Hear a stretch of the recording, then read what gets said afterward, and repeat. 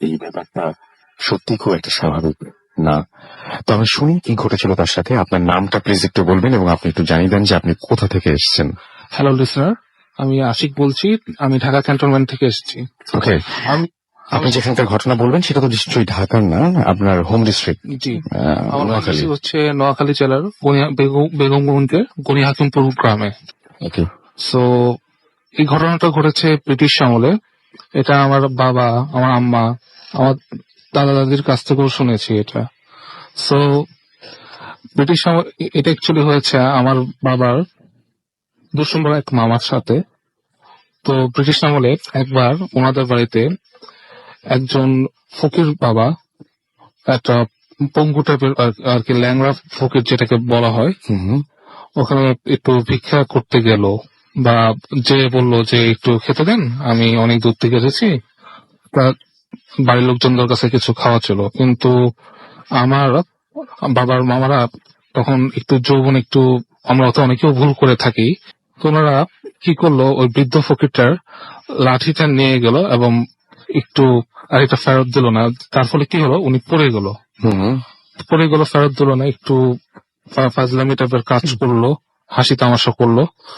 তো একটা সময় লাঠিটা তারা খেলতে খেলতে ভেঙে ফেলে। তো তখন বৃদ্ধ ফকির বাবা বললো যে আমি ল্যাংড়া মানুষ, তোমরা আমার সাথে এই কাজটা করলো, তো আমি তোমাদের একটা অভিশাপ দিয়ে দিচ্ছি। তোমাদের বাড়িতে যত ছেলে মেয়ে না থাকুক, তাদের কারণ 7 পুরুষ পর্যন্ত কোনো না কোনো সন্তান ল্যাংড়া হবে। তো সবাই তখন এটা হালকা ভাবে নেয়। তো এটা একটা টাইমে তারা হেসেই উড়িয়ে দেয়।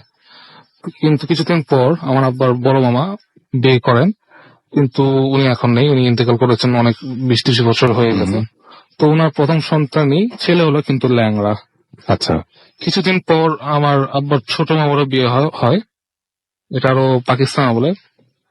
তো তখনও দেখা গেল তার দুই ছেলে এক মেয়ে আছে। তার যে ছোট মেয়ে, সেটা ল্যাংড়া, একটু প্রতিবন্ধী টাইপের হয়। আচ্ছা, এটা ওই ফ্যামিলি আরো বেশ কয়েকজনের সাথে হলো। তো এটা এখনো চলে আসছে। এটা এখনো বন্ধ করার কোনো উপায় পাওয়া যায় না? সাথে কথা হয়েছিল, তো উনি বললো যে লোকটা অভিশাপটা দিছে সে মানে খুব নামাজি লোক ছিল, আল্লাহ মানে তার যে কষ্টটা থেকে, সে যে কষ্ট সেটা আল্লাহর কাছে সহ্য হয় নাই। মানে সে খুব কষ্ট থেকে আর কি অভিশাপটা দিছিল, যার ফলে এটা বন্ধ করা একমাত্র আল্লাহ ছাড়া কারোর কাছেও মানে সম্ভব না। আপনারা যেটা করতে পারেন, আল্লাহর কাছে হাত তুলুন, ক্ষমা চান, আল্লাহ মাফ করুন। আমরা আপনার পরবর্তী ঘটনায় যাব, আপনার কাছে আসছি আবার। তার আগে আমি একটা ছোট ঘটনা বলি। সেই ঘটনাটা খুবই অন্যরকম, একটু অদ্ভুত টাইপের ঘটনা। এবং আমরা জানি যে অনেক সময় আমরা বিশ্বাসও করি যে আমাদের আপনজন যখন পৃথিবী থেকে চলে যায়, তারপর কিছু মানে এক একজনের সাথে এক এক ধরনের ঘটনা ঘটে। আমি চেয়েছিলাম খুব বেশি রকম যিনি এই ঘটনাটি পাঠিয়েছেন তাকে স্টুডিওতে হাজির করতে, বাট যেহেতু রাতের প্রোগ্রাম তিনি আসতে পরে রাজি হননি, বা সামহাউ তিনি রাজি হননি। আমার সাথে কথা হয়েছে, বাট তিনি রাজি হননি শেষ পর্যন্ত। তিনি রাজি হয়েছেন, তার ফ্যামিলির লোকজন রাজি হন না আর কি। তো আমরা সরাসরি তার ঘটনায় চলে যাচ্ছি এবং ঠিক যেভাবে লিখেছেন তিনি সেভাবে পড়ছি। উনি লিখছেন, আসসালামু আলাইকুম রাসেল ভাইয়া, নিশ্চয়ই আল্লাহর রহমতে ভালো আছেন। এত রাতে স্টুডিওতে এসে বলা সম্ভব নয়, তাই লিখে পাঠালাম। যদি ভালো লাগে তাহলে পড়ে শোনাবেন। ঘটনাটি আমার নানুর সাথে ঘটে যায়। আমার নানা মারা যান 2013 সালে। উনি একদিন রাতে ব্রেইন স্ট্রোক করেন এবং যেটি কিনা ব্রেইন হ্যামারেজে নামে পরিচিত আছে। হ্যাঁ, ব্রেইন হ্যামারেজ নামে পরিচিত। সময়টা ছিল 3টার একটু পরে। আমার নানু ব্যাপারটা বুঝতে পেরে বাসার সবাইকে ডেকে তোলেন এবং যেহেতু তখন রাত, তাই আমার নানু আমার মামারা ভোর হওয়া পর্যন্ত অপেক্ষা করতে থাকেন। হঠাৎ করে নাকি আমার নানু নাকে অনেক সুন্দর একটা আতরের গন্ধ পান। বলে রাখি যে আমার মামারা কেউ আতর ইউজ করতো না, শুধু শুক্রবার ছাড়া। যেহেতু ওই সময় আমার নানার অবস্থা বেশি ভালো ছিল না, তাই নানু আর সেই দিকে বেশি খেয়াল করলেন না এবং আমার নানাকে নিয়ে ব্যস্ত হয়ে পড়লেন। এরপর আমার নানা 24 দিন হসপিটালে থাকেন এবং তারপর ইন্তেকাল করেন। অদ্ভুত ঘটনাটা যেটা যে আমি ফিল করছি সেটা শুধু আমার সাথেই ঘটছে। আমার নানা মারা যাওয়ার পরে ওনাকে হসপিটাল থেকে আনা হয়, গোসল এবং জানাজার নামাজ সম্পূর্ণ করে ওনাকে নানুর বাসার নিচে রাখা হয়। বলে রাখি, বাসাটা 6 তলা বাসা এবং নানুরা 3 তলায় থাকতেন। হঠাৎ করে আমি সেই বাসাটায় অদ্ভুত সুন্দর আতরের একটা গন্ধ পাই এবং গন্ধ পেতে থাকে এবং কিছুটা আগরবাতি মিশ্রিত গন্ধ। আমি রুমের চারপাশে ভালো করে তাকাই এবং দেখি কেউ কি আতর লাগালো নাকি নিচ থেকে আগরবাতি নিয়ে ওপরে উঠলো। পুরো বাসাটাতে এসে দেখলাম যে তেমন কিছুই না। 3 তলার একটা বেডরুম, তা আবার অনেক ভেতরে, এবং সেই বেডরুমের ভেতর থেকে বাইরে গন্ধ আসা সম্ভব না। গন্ধটা খুব স্বল্প সময় থাকলো এবং আমি ভাবলাম হয়তো আমার মনের ভুল। এরপর আমরা আমার নানাকে দাফন করি এবং বিক্রমপুরের পৈতৃক কবরস্থানে তাকে দাফন করা হয়। আমার নানুদের বাসায় নামায় দিয়ে আমরা আমাদের বাসায় মানে ধানমন্ডিতে চলে আসি। পরীক্ষা থাকার কারণে 4 দিনের মাথায় আমাকে পড়তে বসতে হয়। আবারও খুব সুন্দর একটা আতরের গন্ধ পাই। ইভেন আমার বাসাটায় কখনো কেউ আতর ব্যবহার করতো না এবং আমাদের বাসায় কোনো আতর নেই। আমার মনে হয় এত সুন্দর গন্ধ, এত পবিত্র সেই গন্ধটা ক্রমে বাড়তে শুরু করেছে। হঠাৎ করে আমি বলে বসি, নানা ভাই, তুমি কি আসছো? তুমি কি আমার কাছে আসছো নানা ভাই? আমি ফিল করি গন্ধটা আমার খুব কাছে। সহজ ভাষায় যদি বলি, কেউ যদি খুব কাছে আসে, শরীরের সাথে মিশে দাঁড়ায়, তাহলে যেমন ভাবে, বা কারো বুকে মাথা রাখলে যেভাবে তার গায়ের গন্ধ নাকে এসে লাগে, ঠিক তেমনি খুব অল্প সময়ের মধ্যে গন্ধটা হালকা হতে শুরু করে এবং আস্তে আস্তে বিলীন হয়ে যায়। ওই দিনের পর আজ পর্যন্ত আমি কখনো সেই গন্ধটা ফিল করিনি। নানু বলেন, মানুষ মারা গেলে নাকি তাদের আত্মা ঘোরাঘুরি করে। আমি জানি না আসলেই তাই কিনা, তবে এত পবিত্র গন্ধ হয়তো আর আমার নাকে আসবে না। নানু এটাও বলেন, হয়তো যেদিন নানাকে হসপিটালে নিয়ে যাওয়া হয়েছিল সেই দিনই তার নানার জান কবজ করার জন্য আজরাইল চলে আসছিলেন। না হলে এত রাতে কে এত সুন্দর।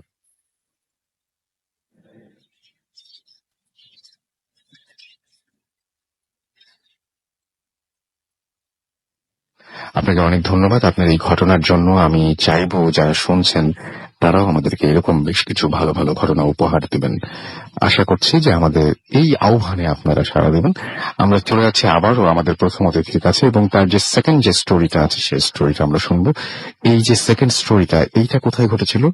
এটা হচ্ছে ঠিক আমাদের গ্রামের বাড়িতেই, নোয়াখালীর পুনরাতনপুরে।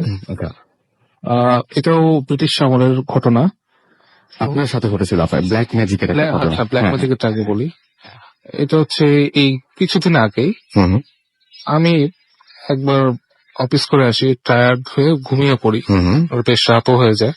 তো ঘুমের মধ্যে আমি স্বপ্নে দেখি যে আমি এক ফ্রেন্ডের সাথে ঘুরতেছি, সাডেনলি আমি একটা স্লিপ করে পায়ে ব্যথা পেয়েছি। আচ্ছা, ঘুমের মধ্যে দেখছেন? হ্যাঁ, ঘুমের মধ্যে ট্রেনে আমার ডান পাটা স্লিপ করছে সাডেনলি। তো ব্যথা পেয়েছি, কিন্তু ব্যথা ফুলে গেছে। তখনই আমার ঘুমটা ভেঙে যায় এবং তখনই দেখি যে আমার বাম পাটা, আমার ডান পাটা ফুলে গেছে, অনেক ফুলে গেছে। তো আমি ব্যথা খুব চিৎকার করে, কোনো সাংঘাতিক ব্যথা, পা ফুলে গেছে, লাল হয়ে গেছে। এটা আপনি আবার ঘুম থেকে ওঠার পরে? হ্যাঁ, মানে ব্যথাটা পাওয়ার পরে আমি খুব অদ্ভুত মানে উঠে যাই আমি। তো তখন আমার আম্মা আব্বাকে ডাকি, তো ওনারা এসে দেখলো। তো তখন কিছু বুঝে ওরা যাচ্ছিল না। তো আমাকে বললো যে ভয় পাও না, তুমি তো কোনো কারণে হয়তো অফিসে কাজ করার সময় বা যাওয়া আসা করার সময় ব্যথা পেয়েছো সময়। তো ওকে, এটা একদিন গেল। তো তারপর থেকে আমি রাতে খুব ভয়ঙ্কর অদ্ভুত স্বপ্ন দেখা শুরু করলাম। আচ্ছা। স্বপ্নে আমি দেখলাম যে কুয়াশাচ্ছন্ন একটা সকাল বা দিনে কিছুই দেখা যাচ্ছে না। আমি আমার বাসার আশেপাশে আছি। একটা সাদা কাপড় পরা কালো মহিলা, তার শুধু চোখ দুটো দেখা যাচ্ছিল। তার চামড়াটা কুচকুচে কালো, বিশ্রী, ভয়ঙ্কর।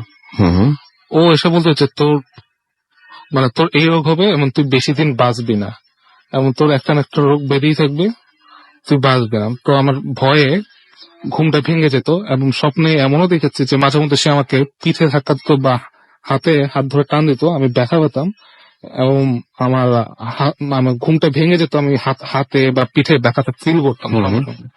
এবং এরকম দেখতে দেখতে আমার অবস্থা খুবই খারাপ হয়, আমি ঘুমাতে আমি যেতে ভয় লাগতো, এবং আমার সবসময় খারাপ লাগতো, যা মনে হতো যে কেউ একজন আমাকে ফলো করতেছে, দেখতেছে, এবং আর আমার খুব খারাপ লাগতো।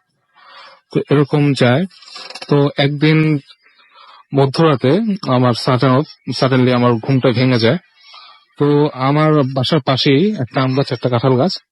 তো আমি দেখলাম যে একটা আগুনের গোলা মোটামুটি বড় মানে এসে ঘুরঘুর করতেছে। আমার রুমের পাশে বারান্দা, তারপর হচ্ছে আম বাগানটা। আর ঘুমটা ভাঙলো তখনই যখন সে একটা ধাক্কা খেলো, এবং গাছটা ধাক্কা, সে গ্রিলে ধাক্কা করলো, খুব জোরে সাউন্ড করলো, তখনই আমার ঘুমটা ভেঙে গেল। হুম। তো এটা দেখে আমি আমি আর আমি একটা চিৎকার দিলাম যে কি এটা দেখলাম। তো আব্বা মা আবার আসলো যে কি দেখছো, আমি বললাম যে এরকম এরকম দেখলাম। ও যে তুমি তো ভুলে দেখছো, হ্যাঁ, স্বপ্ন দেখছো, তুই ঘুমিয়ে পড়ো, আল্লাহ ভরসা, কিছু হবে না। ওকে। তো এর কিছুদিন পরেই আহ, আমার আম্মা একদিন আমি ঘুমাচ্ছিলাম, আমার ঘরে এসে খোঁজ খবর নিতে আসেন। তখন অলরেডি 12:30 একটা হবে।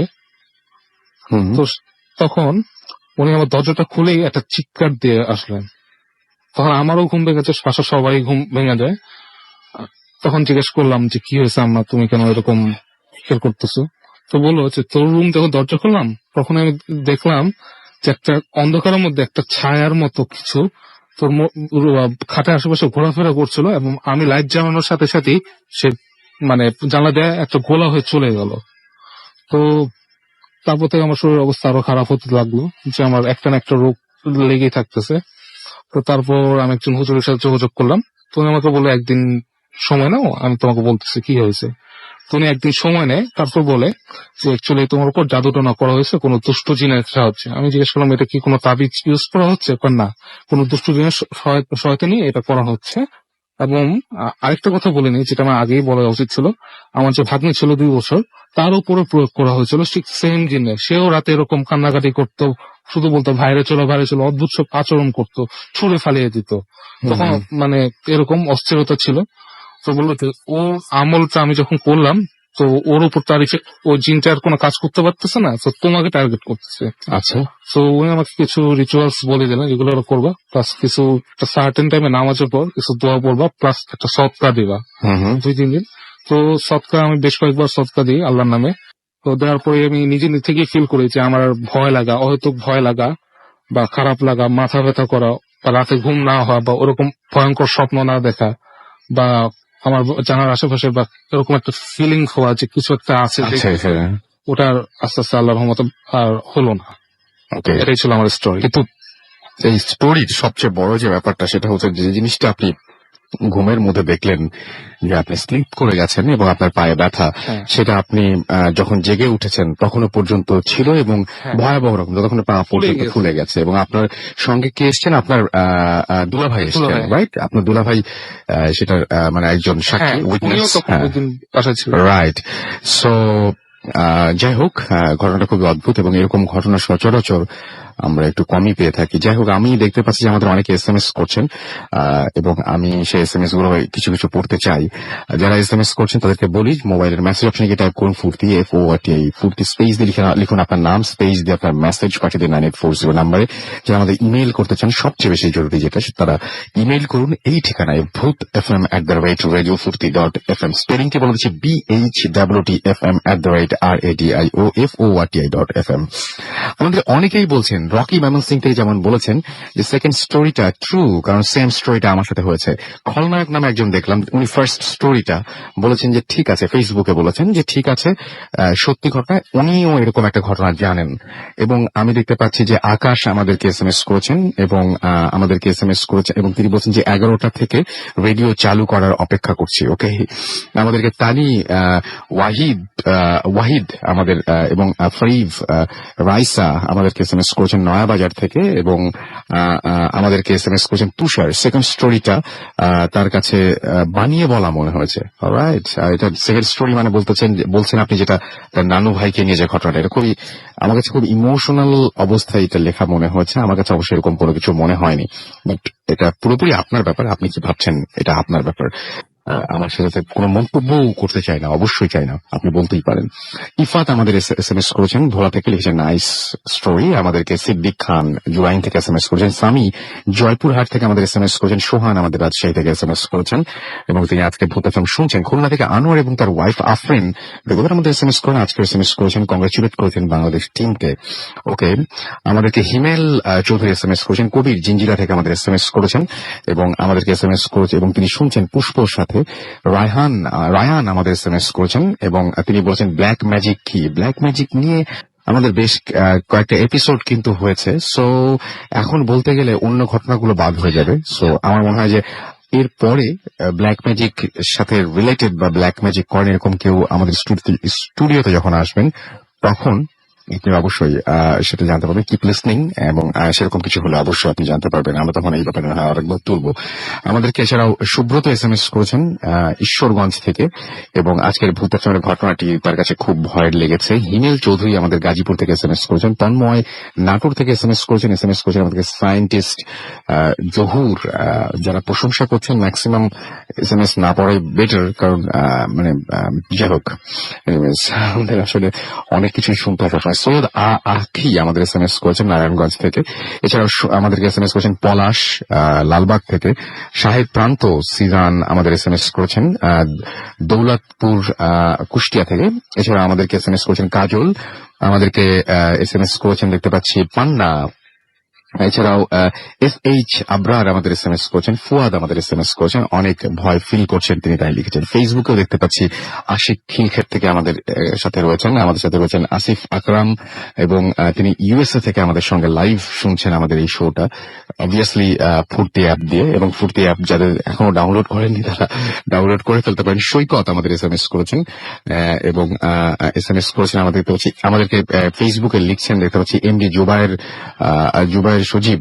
আমাদেরকে এখানে মোহাম্মদ শাহাদাত লিখেছেন, এবং আমাদেরকে তিনি বলেছেন যে রাসেল ভাই আপনি কোনটা, মানে ছবির কথা বলছেন, ছবিতে আমি নেই ভাই। SK সাকিব আমাদের বলেছেন যে রাসেল ভাই তার কাছে ভয় করে না, তিনি ভয় চান। ওকে, আমার মনে হয় যে ভয় আসলে কিভাবে পাবেন আমি ঠিক শিওর না। ভয়ের ঘটনা মানে ব্যাপারটা হচ্ছে কি যে ফিল করতে পারাটাও কিন্তু একটা ব্যাপার। হ্যাঁ, এখন আমি জানি না, আসলে আমার কাছে তো শুনে অনেক কিছুই ভয় লাগে। আবার অনেকে অনেক বেশি সাহসী হন, অনেকে কোনো কিছু শুনে আবার ফিলও করেন না, একজন এক এক রকম। সো আমি আজকে যে ঘটনাটা আমি বিশেষ করে কয়েকটা ঘটনা যেগুলো হলো, প্রথমটা আমার কাছে খুব আজব লেগেছে যে আমরা আসলে অনেকেই অজান্তে যদি কারো মনে কষ্ট দিয়ে থাকি, আর সে যদি এরকম অভিশাপ দেন সেটা সত্যি হয়, তার প্রমাণ যখন উনি ঘটনাটা বললেন তখন অনেকে আবার জানিয়ে দিচ্ছেন যে না এরকম ঘটনার সাক্ষী তিনি নিজেও আছেন। খুব ভয়ঙ্কর। কিন্তু পরবর্তীতে যেটা দেখলাম, খুব ক্লোজ একজন মানুষ মারা গেছেন, এবং পরবর্তীতে সেই মানুষটি নাকি কোনো না কোনো ভাবে কাছাকাছি এসছেন, বা এরকম একটা ব্যাপার ঘটেছে। কিন্তু যাই হোক, আমাদেরকে এছাড়াও দেখতে পাচ্ছি আরো অনেকেই ফেসবুকে লিখছেন। আপনারা যারা আমাদেরকে দেখতে পাচ্ছি যে ডাক্তার ধীমান লিখেছেন কেমন আছেন, এবং সবসময় ভালো থাকেন, তারপরেও বললাম। আমাদেরকে এছাড়াও দেখতে পাচ্ছি এস এ ফাহাদ লিখেছেন যে রাসেল ভাই কেমন আছেন, সবসময় ভালো থেকে সবসময় ভালো। আদমান চিটাং থেকে আমাদের লিখেছেন খুব ভালো হচ্ছে। সো যারা আমাদের সঙ্গে রয়েছেন তারা থাকুন, এবং ফেসবুকে যদি কানেক্টেড থাকতে চান তাহলে যেটা করতে হবে সেটা হচ্ছে আপনাকে চলে যেতে হবে www.facebook.com/bhutfm.russell অথবা www.facebook.com/radio.fruity এই অ্যাড্রেসে। এবং আরো একবার প্রতিবারই বলবো, এবং আমি ঠিক করছি প্রত্যেকটা লিঙ্কে এটা বলবো আমি এবার আজকে, যে আমাদের ইমেল করতে হলে আমাদের অ্যাড্রেসটা লিখে ফেলুন বা মনে রাখুন, bhutfm@radiofruity.fm, BHWTFM@radioFORTI.FM। আপনার নাম, ঠিকানা এবং ফোন নাম্বার সহ আপনার জীবনে ঘটে যাওয়া বা আপনার জানা সেরা ঘটনাটি লিখে পাঠিয়ে দিন আমাদের কাছে। আজকে যে পোস্ট আছে সেই পোস্ট আপনারা অনেকে আছেন, আমি সেইখানে আপনাদের জন্য কিছুক্ষণের মধ্যেই আরো একবার আমাদের অ্যাড্রেসটা লিখে দিচ্ছি, সেখান থেকে দরকার হলে কপি পেস্ট করে নিতে পারেন আপনারা। আমরা চলে যাচ্ছি ছোট্ট বিরতিতে, এবং বিরতির পরে আবারও ফিরে আসবো। সেই পর্যন্ত আমাদের সাথে থাকবেন আশা করছি, এবং তারপরে জমজমাট কিছু ঘটনা রয়েছে। Stay tuned to Radio Fruity and don't stop the Fruity FM. The night comes alive with Ramin Forth.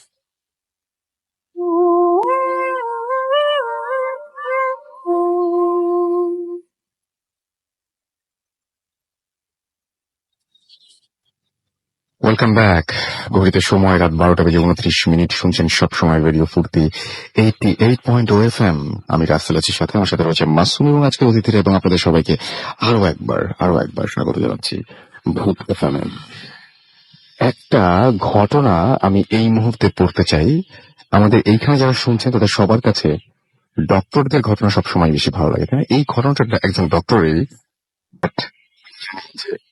শুনছেন এখন আপনাদেরকে যারা ডক্টর এবং এই মুহূর্তে তো হসপিটালে ব্যস্ত সময় কাটাচ্ছেন পেশেন্টদের সাথে। একটু পরে অনেকে ডিউটি শেষ হয়ে যাবে, অনেকে বাড়িতে যাবেন, অনেকে বাড়ি ফিরবেন।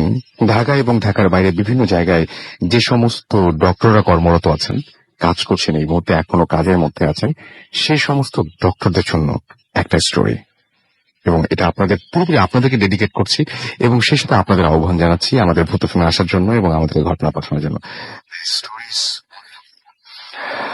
আমাদের যে ঘটনাটা, সেই ঘটনাটা হচ্ছে আমাদের একজন ডক্টরই পাঠিয়েছেন, ইজ ফ্রম কোরিয়া। তো ইংলিশে লিখেছেন, আমি জাস্ট সেন্টেন্স পড়বো এবং বাংলা করে পড়তে হবে একটু, মানে জাস্ট গল্পটা একটু মন দিয়ে শুনবেন এই জন্য, এবং আমার ভুল ত্রুটি মাফ করবেন। লিখেছেন যে ইন কোরিয়া যখন কোনো পেশেন্টকে হসপিটালে নিয়ে আসা হয়, হোয়াইট রিস্ট ব্যান্ড, একটা মানে রিস্ট ব্যান্ড যেটা হচ্ছে আপনারা অনেকে হয়তো হসপিটালে এটাতে পরিচিত, সেটা তাদের বাম হাতের সাথে আটকে দেওয়া হয় সাধারণত যখন কোনো পেশেন্ট হসপিটালে অ্যাডমিট করা হয়, এবং অ্যাডমিটেড পেশেন্ট দেখলেই বোঝা যায় যে তার হাতে একটা, বাম হাতে একটা সাদা রিস্ট ব্যান্ড থাকবে, এবং রিস্ট ব্যান্ডের মধ্যে যেটা থাকে সেটা পেশেন্টের নাম থাকে এবং তার কিছু ইনফরমেশন থাকে। এবং যখন পেশেন্ট মারা যায় তখন সেই রিস্ট ব্যান্ডটা কিন্তু বদলে যায়, সাদা জায়গার সেই রিস্ট ব্যান্ডের জায়গায় অন্য একটা রিস্ট ব্যান্ড তাকে পরিয়ে দেওয়া হয়, সেটা হচ্ছে রেড কালারের একটা wrist band is placed on the right arm, এবং তখন ডান হাতে চলে যায় সেটা, এবং তাকে মর্গে নিয়ে যাওয়া হয়। একদিন তিনি যে দিনের কথা বলছেন সেদিন হচ্ছে, সেদিন একজন এরকম খুব ইয়াং একজন ডক্টর, তিনি, আচ্ছা যিনি পাঠিয়েছেন তার মানে তিনি ডক্টর কি নাম ঠিক শিওর না, পরে একটু নাম বুঝতে পারবো। তিনি নাইট শিফট করছিলেন এবং তখন মোটামুটি 2টা বেজে গেছে, এবং তিনি তার লাস্ট অপারেশনটা তিনি মানে পারফর্ম করার পরে তারপরে তিনি কাজ শেষ করে তিনি বেরিয়ে আসছেন, এবং তিনি 5th ফ্লোরে ছিলেন, এবং তিনি একটা এলিভেটরের জন্য তিনি হচ্ছে সামনে দাঁড়ান এবং এলিভেটরের বাটন প্রেস করেন, এবং তিনি ডাক্তার অনেক টায়ার্ড ছিলেন, সারাদিন তার অনেক পরিশ্রম গিয়েছে, এবং সামনে আবার নেক্সট যে শিফটটা সেই শিফটটাও আছে। সো রাত অলরেডি 2টা বেজে গেছে, তিনি চাচ্ছিলেন যে খুব তাড়াতাড়ি ফিরে যেতে, এবং তখন পুরো হসপিটালটাই রাত 2টার সময় খুবই কোয়াইট ছিল, এবং যে সমস্ত পেশেন্টরা থাকে তাদের ম্যাক্সিমাম পেশেন্টরা ঘুমিয়ে পড়েছিল, এবং নার্সেস যারা ছিলেন তারা অলরেডি অনেকেই বাসায় চলে গেছেন যারা ছিলেন। তিনি এলিভেটরের মধ্যে ঢুকলেন, অ্যান্ড তিনি দেখলেন যে সেই এলিভেটরের মধ্যে আরো একজন রয়েছে, এবং তিনি ন্যাচারালি যেটা হয়, সেই একজন মহিলা ছিলেন এলিভেটরের মধ্যে, এবং তিনি সেই এলিভেটরের মধ্যে সেই মহিলাটির সাথে কথা বলতে শুরু করলেন, টুকটাক কথা বলতে। যখন এলিভেটরটা বেসমেন্টে গিয়ে থামলো অ্যান্ড দ্য ডোর ওপেন, তিনি দেখলেন যে একজন বৃদ্ধ একজন লোক, সেই লোকটা সাদা রঙের একটা ড্রেস পরে ঠিক লিফটের অন্য পাশে দাঁড়িয়ে আছে, অর্থাৎ বেসমেন্টের লিফটটা যাওয়ার পরে, থামার পরে যখন দরজাটা খোলার পরে তিনি একজন বৃদ্ধ লোককে দেখলেন যিনি সাদা পোশাকে সামনে দাঁড়িয়ে আছে, এবং সেই লোকটা ভেতরে আসার চেষ্টা করছিল, এবং সেই মুহূর্তেই তিনি সেই ডক্টর খুব দ্রুত দরজাটা বন্ধ করে দিলেন, এবং ক্লোজ বাটন প্রেস করে দরজা বন্ধ করলেন, এবং তাড়াতাড়ি করে আবারও 5 নাম্বার যে বাটনটা ছিল, 5th বাটন যেটা, সেটাতে তিনি প্রেস করলেন, এবং তাড়াতাড়ি লিফটটাকে আবার উপরে উঠাতে চেষ্টা করলেন। এবং তখন সেই যে লিফটের মধ্যে যে আরো একজন মহিলা ছিল, সেই মহিলা খুব অবাক হলো, এবং তিনি বললেন যে why did you do that, কেন তুমি এরকম করলা? এবং তিনি বললেন যে আমি জীবনে অনেক অনেক অনেক অনেক অপারেশন করেছি, এবং আমি অনেক অনেক মানুষ দেখেছি, এবং যখন কোনো মানুষ মারা যায় তার একটা রেড একটা রিস্ট ব্যান্ড তাদের রাইট আর্মে থাকে, এবং সেই এবং তারপর তিনি বেশ কিছুক্ষণ চুপ করে থাকেন। তো সেই মহিলা বলল যে you saw it didn't you, এবং ডক্টর মহিলাকে জিজ্ঞেস করলো যে তুমি দেখেছো, রাইট? এবং সেই মহিলা বললেন যে that old man had a red wristband on his arm. যখন বললো যে মহিলা, যে ভদ্রলোককে দেখা হয়েছিল, সেই লোকটা একটা লাল রঙের রিস্টব্যান্ড পরা ছিল। তখন মহিলা বলল লাল রিস্টব্যান্ড, বলে সেই মহিলাটি জাস্ট তার দিকে ঘুরে তার হাতটা দেখালো এবং সেখানে এক্স্যাক্টলি একটা লাল রিস্টব্যান্ড ছিল। সো লিফটের মধ্যে যেই মহিলার সাথে এতক্ষণ তিনি ওপর নিচ করছিলেন, একবার উপরে উঠছিলেন এবং নামছেন, সেই মহিলাটাকেও ধরে নেওয়া যায় সেই মহিলাটিও মৃত। লিফট নিয়ে অনেক ঘটনা এরকম ঘটে এবং লিফট নিয়ে অনেক মুভিও আছে। এই জন্য লিফট খুবই আমার কাছে মিস্টেরিয়াস লাগে সবসময়। এবং আমার কাছে লিফট খোলার আগের মুহূর্তে ঠিক মনে হয় যে লিফট যেখানে খুলবে সেখানে আসলে খোলার পর আমি কি দেখবো সেখানে। হ্যাঁ, আপনি মানে একজন একভাবে চিন্তা করতে পারেন। কেউ ভাবতেই পারেন যে মানে জাস্ট কোন একটা এরকম সাদা পোশাকের কেউ দাঁড়িয়ে আছেন। কেউ ভাবতে পারেন যে হ্যাঁ, কেউ একজন মেশিন গান নিয়ে আপনাকে একদম কি বলবো করে দাঁড়িয়ে আছেন। এক একজন এক এক কিছু ভাবতে পারে, কিন্তু লিফট আমার কাছে সবসময় মিস্টেরিয়াস লাগে, অনেকের কাছেই লাগে, আমি একটু শুনেছি। এবং লিফটের মধ্যে যদি এরকম একটা ঘটনা ঘটে, যারা বিশেষ করে এখন ডক্টর, তাদেরকে বলবো যে মানে ভয়ঙ্কর, কিন্তু যে আপনি এখন ডিউটি শেষ করার পরে হুনোজ যে আপনি এরকম একটা ঘটনা এক্সপেরিয়েন্স করবেন না, আপনার মধ্যে লিফটে ঠিক এরকম কোন একজনের সাথে দেখা হয়ে যাবে। এমডি সারোয়ার জাহান এই ঘটনাটি পাঠিয়েছেন আমাদেরকে। থ্যাংক ইউ ভেরি মাচ আমাদের সঙ্গে থাকার জন্য।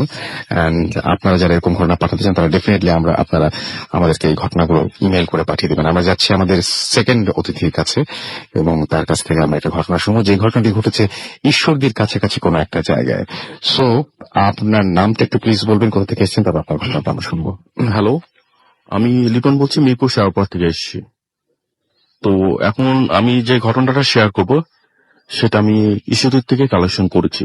আমরা মনে হয় আপনি না দেখে বললে ভালো হয়, আমরা যেভাবে শুনেছি সেভাবে আপনি বলেন। আচ্ছা, আমার একটা বড় আম বাগান আছে ঈশ্বরদীতে। তো সেই বাগানের 60 থেকে 65 বছরের একজন বৃদ্ধ ও তার ছেলে কাজ করে। তো মাসের প্রথম দিকে আমি আমার বাগানে গিয়েছিলাম আমের মুকুল দেখার জন্য। আচ্ছা। তো আলহামদুলিল্লাহ গাছে অনেক মুকুল ছিল। তো সেই মুকুল টুকুল দেখে আমার ভীষণ ভালো লেগেছিল। তো আমার ওখানে যে লোকটা কাজ করে ওনার নাম হচ্ছে মুক্তার। তো আমি ওনাকে মুক্তার মামা বলে ডাকি। আচ্ছা। এবং মুক্তার মামার ছেলে বিপ্লব, সেও আমার বাগানে কাজ করে। আচ্ছা। তো মামার সাথে কথা বলতে বলতে একবার আমি মামাকে বললাম, আচ্ছা মামা, আপনি যে রাতে বেলা আমাদের আম বাগানটা ভাড়া দেন, আপনার ভয়টা লাগে না? তো মামা বলল, ভয়টা তো পাই না। তো আমার জীবনে আমি একবারই ভয় পাইছিলাম, যে ভয়টা এখনো মনে করলে আমার শরীরে পছন্দ দাঁড়িয়ে যায়। তো মামাকে আমি বললাম, মামা কি ধরনের ভয় পাইছিলেন, তো আপনার ঘটনা আমাকে শেয়ার করবেন? তখন মামা বললো, ঠিক আছে, আমি তাহলে আপনাকে আমার ঘটনাটা বলছি। তো 1982 সালের দিকের ঘটনা। তখন আমি মোলাডুলিতে থাকতাম। তো আমাদের ওখানে একটা বিল ছিল। সো বর্ষাকালে সেই বিলে পানিতে ভরে যেত। আচ্ছা। তো সেই সময়টা ছিল অমাবস্যা এবং পানি আস্তে আস্তে একটু কমতে শুরু করেছে। তো আমি পেশায় তখন ছিলাম জেলে, মানে সবসময় বিলে মাছটা ধরতাম। এই মাছ ধরাটা আমার খুব ভালো লাগতো। তো আমি সেদিন আমার ছেলে বিপ্লবকে বললাম, বিপ্লব, আজকে আমরা রাতেবেলা মাছ ধরতে যাব, তুমি সবকিছু রেডি করে রেখো, আমরা রাতেবেলা রওনা দিব। তো সেদিন রাতের বেলা 9টা কি রাত 10টা বাজবে, আমি আমার ছেলে বিপ্লব হারিকেন, পাতিল এবং নৌকার বৈঠা এবং আমাদের মাছ ধরার জালটা নিয়ে আমি আমার বিপ্লব হাঁটা শুরু করলাম। তো গ্রামের রাত 9টা 10টা মানে হচ্ছে মধ্যরাত। আর সেই সময় ওই গ্রামে কারেন্ট ছিল না, তার মানে সবাই ঘুমিয়ে পড়ছে এবং একটু হারিকেন নিয়ে আমরা দুজন যাচ্ছি। একটু ভয়ঙ্কর আমাদের নিজেদের কাছেও লাগছে। যাই হোক আমরা 10-15 মিনিট হাঁটার পরে আমরা ওই বিলের কাছাকাছি এসে পৌঁছালাম। আমি বিলের চারদিকে তাকিয়ে দেখলাম যে কোনো মানুষ দেখা যাচ্ছে না, কেউ মাছ ধরতে আসেনি, পুরা বিলটা হচ্ছে জনমানব শূন্য। তো এইটার দিকে আমার ভীষণ ভালো লাগলো এবং আমার ছেলেও খুব খুশি হলো, যে ছেলেটা বলতে লাগলো যে বাবা, আজকে মনে বিলে অনেক মাছ পাবো, যেহেতু মানুষজন খুব কম। তো আমরা হারিকেন, তারপর পাতিল আর বৈঠা আর জালটা নৌকার মধ্যে রাখলাম। দেখে আমি আমার ছেলে নৌকাতে উঠে বসলাম এবং আমি বৈঠাটা নিয়ে আস্তে আস্তে করে নৌকাটা চালিয়ে একদম বিলের মাঝখানে চলে গেলাম। যাওয়ার পর আমি পানি দেখতে লাগলাম, যে পানিতে মাছ, মানে আমরা তো জেলে, তো তো যে পানির দিকে তাকালে বুঝতে পারি কোথায় মাছ আছে। তো আমি জালটা নিয়ে ওই দিকে তাকাতে লাগলাম। একটু পর লক্ষ্য করে দেখলাম যে এখানে জাল পাতলে আমি মাছ পাবো। তো জালটা আমি ছুঁড়ে মারলাম। ছুঁড়ে মারার 1-1.5 মিনিট পরে আমি আস্তে আস্তে আস্তে করে জালটা পানির থেকে উপরে তুলে নৌকাতে উঠলাম। এবং আমার এতই ভালো লাগলো যে জাল পুরাটাই মাছে ভরে গেছে এবং আমার ছিল মহা খুশি। তো জাল থেকে সেই মাছগুলো আমরা বের করে সবগুলো মাছ আমরা পাতিলের ভিতরে রাখলাম। তারপর নৌকাটা আমি একটু ঘুরিয়ে বইটাটা নিয়ে টানতে টানতে একটু পশ্চিম দিকে গেলাম। যাওয়ার পরে ওখানেও আমি পানি দেখলাম। পানি দেখার পরে আমি বুঝতে পারলাম যে এখানে ভালো মাছ আছে। তখন আমি ওই জালটা নিয়ে আবার ওই পানির মধ্যে ছুঁড়ে মারলাম। মারার কিছুক্ষণ পর আমি যখন জালটা টানতে যাব, কিন্তু জালটা টেনে উপরে উঠাতে পারছি না এবং এক জায়গায় জালটা স্থির রয়েছে। আমি অনেক চেষ্টা করতেছি, তারপর জালটা টেনে উপরে তুলতে পারছি না। তখন আমি আমার ছেলেকে চিৎকার করে ডাকলাম, বিপ্লব বিপ্লব এদিকে আসতো, জালটা ধরে টান দে। বিপ্লব সাথে সাথেই আমার কাছে চলে আসলো। এসে দুজনে ধরে জাল টানতে লাগলাম। অনেক টানাটানি করার পর জালটা আপনি আস্তেই করে কি যেন ধরেছিল ওখানে, মানে ছেড়ে দিল। আস্তেই করে আমরা দুজন জালটা টেনে উঠলাম উপরে। নৌকার উপরে উঠিয়ে দেখলাম যে জালের মধ্যে কোনো মাছ নেই এবং আমার কেন যেন মনে হয়েছিল জালটা ওখানে কেউ টেনে ধরে রেখেছিল, অথবা জালটা কিছুর মধ্যে আটকিয়েছিল। যদি জালটা কিছুর মধ্যে আটকিয়ে থাকে জালটা ছিঁড়ে যাওয়ার কথা ছিল, কিন্তু জালটা কোনো ছিঁড়ে যায় না এবং একদম জালটা যেরকম ছিল এরকমই। যাই হোক, তো আমি আবার নৌকাটা চালিয়ে একটু পূর্ব দিকে গেলাম মাছ ধরার জন্য। তো পূর্ব দিকে যাওয়ার পর আমি পানি দেখে বুঝলাম যে এখানে মাছ পাওয়া যাবে। আমি আবার জালটা পাততে লাগলাম। পাতার পর যখন আমি জালটা টানতে যাব, তখন আমার ছেলে চিৎকার করে বলছে, বাবা বাবা পাতিলের মধ্যে কোনো মাছ নেই। তখন আমি তাড়াহুড়া করে জালটা উপরে টেনে হারকিন নিয়ে পাতিলের মধ্যে তাকিয়ে দেখি কি, মানে ভয়ঙ্কর ব্যাপার, দেখি পাতিলের মধ্যে মাছের সব হাড্ডি গুড্ডি পড়ে আছে। আমি দেখে প্রচন্ড ভয় পেয়ে গেলাম এবং সাথে সাথে আমি আল্লাহর নাম নিতে থাকলাম এবং আমি আমার ছেলে বিপ্লবকে চিৎকার করে বলতে থাকলাম, বিপ্লব তোর লুঙ্গি খুলে তুই উল্টো করে পড়। এবং আমি আমার সাথে সাথে আমি সেম কাজটা করলাম, সবকিছু উল্টো করে পড়লাম। এবং আমি আগে শুনেছি যে আমাদের দাদা বা নানাদের কাছ থেকে, আমরা বিলের মধ্যে যদি কখনো রাতেবেলা মাছ ধরতে যাওয়া হয়, তো সেই সময় এরকম পিচার্সটা বলে মানুষ তো ধরতে পারে বা এরকম ধরে, সেই সময় যদি শরীরে যেসব কাপড় চোপড় থাকে সেগুলো উল্টো করে পড়লে ওরা আর মানুষের ক্ষতি করতে পারে না। যাই হোক, আমি সাথে সাথে আল্লাহর নাম নিতে নিতে নৌকা চালাতে চালাতে একদম তীরে ফিরে আসলাম। আসার পরে যখন আমি আমার ছেলে নৌকা থেকে নামলাম, নামার পর হারিকেন নিয়ে যখন আবার ওই পাতিলের দিকে তাকালাম, যেটা দেখলাম আসলে ওই ঘটনা দেখার জন্য আমরা অতটা প্রস্তুত ছিলাম না। দেখি কি পাতিলের মধ্যে কয়েকটা সাপ ফনা তুলে আমাদের দিকে তাকিয়ে আছে। এইটার দিকে তো আমি প্রচন্ড ভয় পেয়ে গেলাম। আমি আমার ছেলে দৌড়াতে দৌড়াতে সবকিছু রেখে দৌড়াতে আমাদের বাড়িতে চলে আসলাম। আসার পরে ওই গ্রামের লোকজন যারা ছিল তাদের সবার সাথে ঘটনাটা বলা বলি করে তাদেরকে নিয়ে আবার সেই বিলের কাছে আসলাম। বিলের কাছে আসার পরে আমরা নৌকা দেখলাম, পাতিল দেখলাম, তারপর আমাদের জালটা পড়ে আছে, সবকিছু পড়ে আছে, কিন্তু হারিকেন নাই। আমরা পাতিলের দিকে ভালো করে তাকিয়ে লক্ষ্য করলাম পাতিলের ভিতরে আমরা যে মাছগুলি ধরেছিলাম সেই মাছগুলি রয়ে গেছে। তো গ্রামের লোকজন আমাকে তখন বলা বলি করতে লাগলো যে তোকে পথ ভুলা ধরেছিল, যার দরুন তুই এরকম উল্টাপাল্টা জিনিস দেখেছিস। তো আসলে এটাই ছিল আমার ঘটনা। ওকে, অনেক ধন্যবাদ আপনাকে। এবং আমরা অলরেডি অনেকগুলো এসএমএস পেয়ে গেছি এবং দেখতে পাচ্ছি একের পর এক এসএমএস আসে। খায়রুল ইসলাম আমাদের এসএমএস করেছেন এবং ফার্স্ট তিনি আমাদের এসএমএস করলেন। সাদ্দাম হোসেন আমাদের ময়মনসিংহ থেকে এসএমএস করেছেন, তিনি ভয় পাচ্ছেন এবং তবে লাইট জ্বালানো আছে। সিয়াম আমাদের এসএমএস করেছেন আমাদেরকে প্রণয়, এবং অনেকদিন পর তিনি ভূত FM শুনছেন, ওয়েলকাম ব্যাক, এবং আশা করছি এখান থেকে রেগুলার আপনাকে পেয়ে যাবো। এশা বালিয়াপুকুর রাজশাহী থেকে লিখেছেন যে ঘটনাগুলো তার কাছে ভালো লাগছে এবং ডক্টরের কাহিনীটা জোস। আনিকা মাইশা আমাদের এসএমএস করেছেন ফ্রম নারায়ণগঞ্জ এবং তিনি আমাদের প্রান্ত দেব এসএমএস করেছেন শ্রীমঙ্গল থেকে, খুব ভালো লাগছে তার কাছে। নাদিম সিলেট থেকে আমাদের এসএমএস করেছেন এবং তার কাছে খুব ভালো লাগছে। মিল্টন বাবু আমাদের এসএমএস করেছেন আরিফ, এবং তিনি আমাদের স্টুডিওতে এসে ঘটনা শেয়ার করতে চান। কিভাবে করবেন এটা আমার কাছে জানতে চেয়েছেন।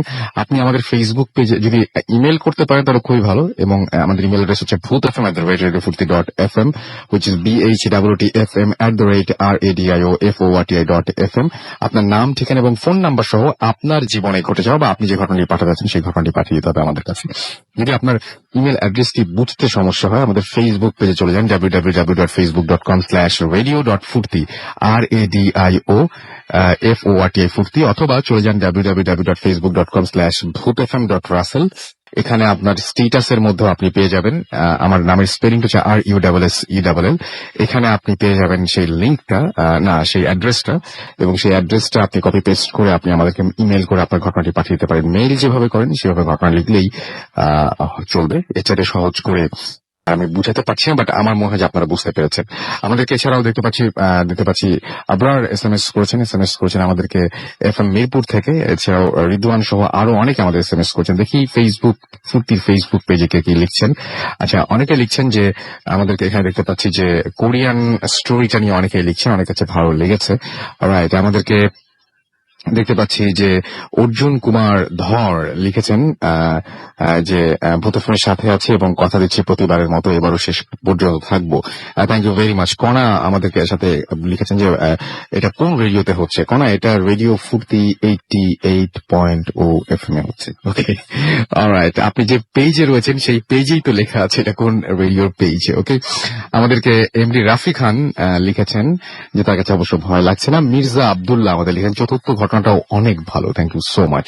আমাদের বিপ্লব বর্মন লিখেছেন যে আলো কমিয়ে তিনি একটা পরিবেশ তৈরি করে এখন শুনছেন আমাদেরকে। এছাড়াও দেখতে পাচ্ছি রাকাত এসএমএস করেছেন এবং আমাদেরকে এবং তার কাছে ভালো লাগছে। আনিক আমাদেরকে এখানে এসএমএস বলছি কমেন্ট করছেন আমাদেরকে। এছাড়াও দেখতে পাচ্ছি যে ইফতেখার ইভান লিখেছেন যে এই মুহূর্তে মানে আমি কেন এরকম একটা মানে আমি তার লেখাটা বুঝতে পারিনি, আপনারা একটু পড়ে দেখতে পারেন। তিনি বলেছেন যে স্টুডেন্টরা যখন মেডিকেল স্টুডেন্টরা যখন পড়াশোনা নিয়ে ব্যস্ত সেই সময় এইরকম কাহিনী বলার কারণ কি, এরকম টাইপের কিছু হয়তো জানতে চেয়েছেন তিনি। আমাদেরকে হুমায়ুন কবির লিখেছেন অনেক ভয় পাইছি ভাই। আচ্ছা, আমাদেরকে এছাড়াও দেখতে পাচ্ছি মিঠুন সাহা লিখেছেন যে ভাই আমি কবে আসবো, আপনি যেদিন ঘটনা পাঠাবেন তার পরের সপ্তাহে। ওকে, প্রীতম আমাদেরকে কমেন্ট করেছেন এখানে, আরো অনেকেই কমেন্ট করছেন। আপনি যদি মানে এখানে কমেন্ট করেন তাহলে অবশ্যই চলে যান আমাদের এই পেজগুলোতে। যাই হোক, আমাদের আবারও একটা ছোট্ট বিরতিতে যেতে হবে এবং বিরতির পরে আমরা আবারও নতুন ঘটনা নিয়ে ফিরে আসবো। সো সেই পর্যন্ত আশা করছি আমাদের সঙ্গেই থাকবেন। স্টে টিউন টু রেডিও ফুর্তি অ্যান্ড ডোন্ট স্টপ দ্য ফুর্তি। ফিরে আসছি জাস্ট একটু পরেই। Booth FM. The night comes alive with Gramophone.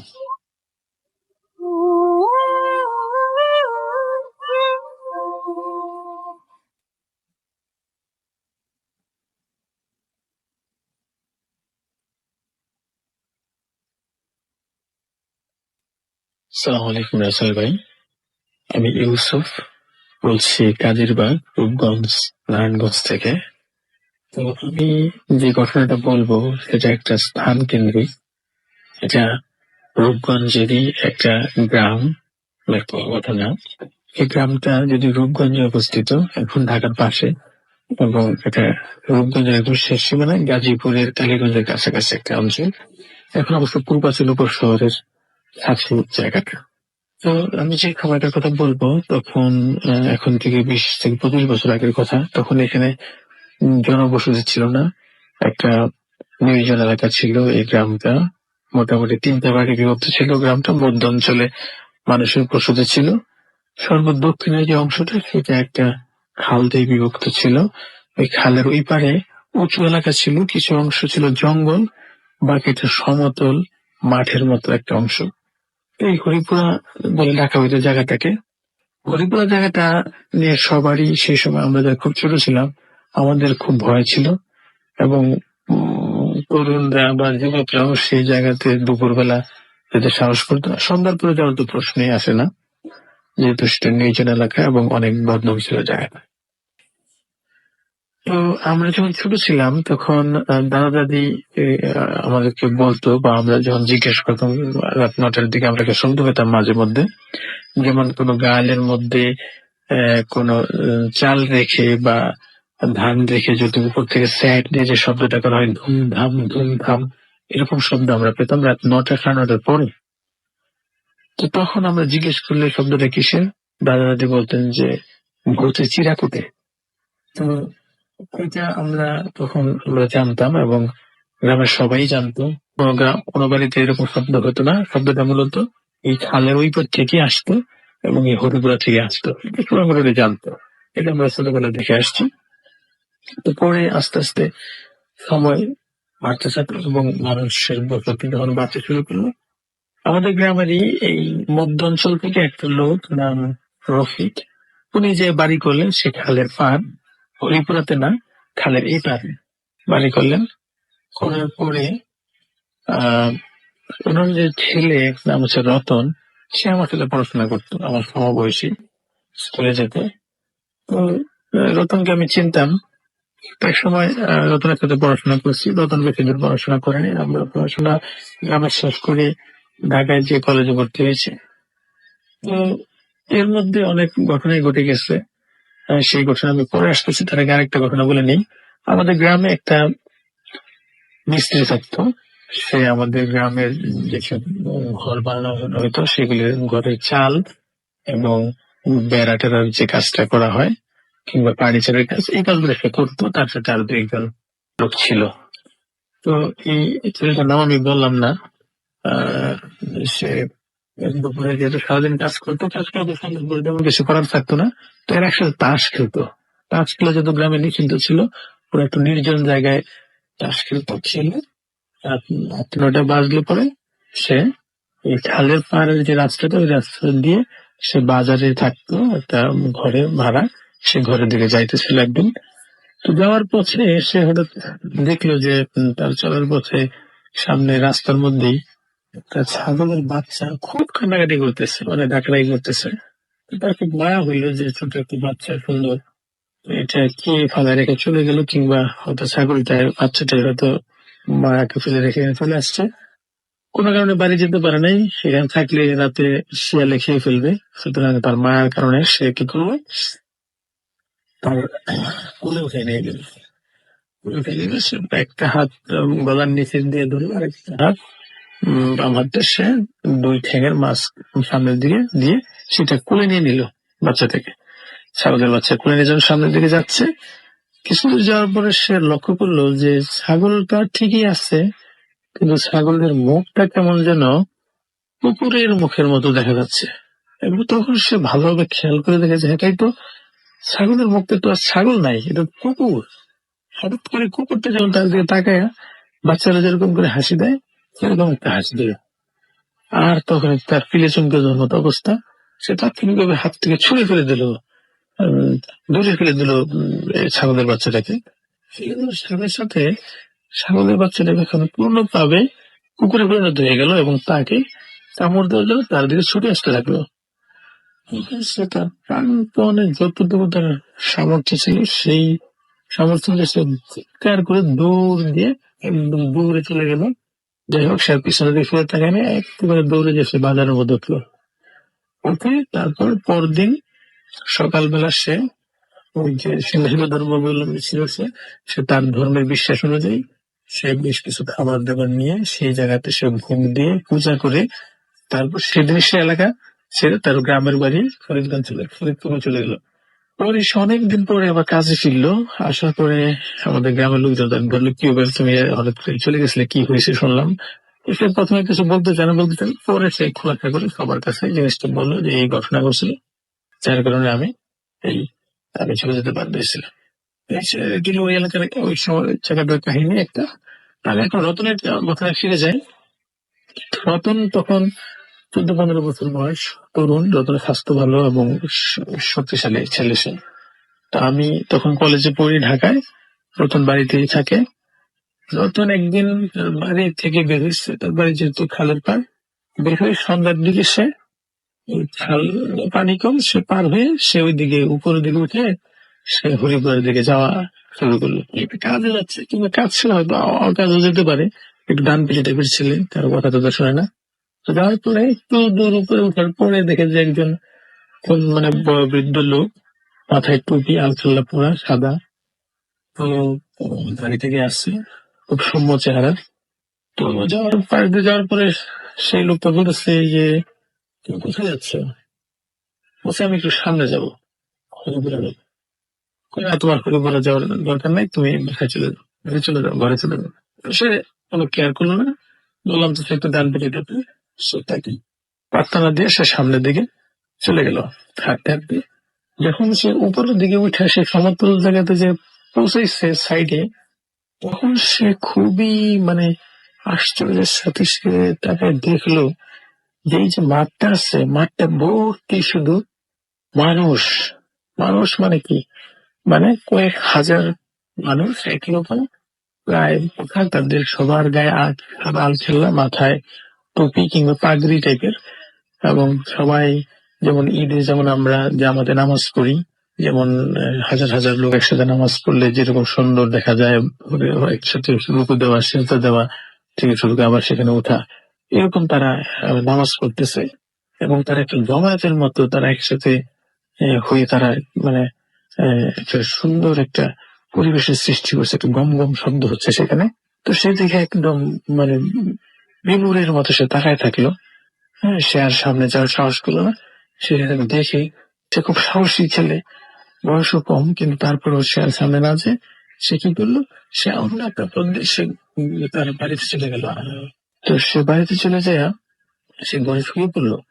শুয়ে শুয়ে সে হঠাৎ ভাবলো যে আমি যা দেখলাম এটা কি আমি সত্যি দেখছি নাকি আমার চোখের ভুল। তার যেন কেমন লাগলো, সে আবার তার ইচ্ছে করলো যে আমি আরেকবার যে দেখেছি সত্যি এখানে এই ঘটনাটা। তো সে ঠিক আগের মতোই বের হয়ে সে আগের পথ দিয়ে এবারও সে লোকটার কাছে যাওয়া শুরু করলো। সে একই জায়গায় এবার লোকটা আবার থামালো, এই তুমি কোথায় যাচ্ছ, এই ছেলে তুমি কোথায় যাও? বলেছে আমি একটু উপরে যাবো, ওই দিকে একটু যাবো।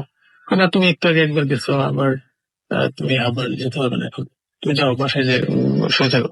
এইবার সে ওই লোকটার কথা, বৃদ্ধ লোকটার কথা শুনলো না।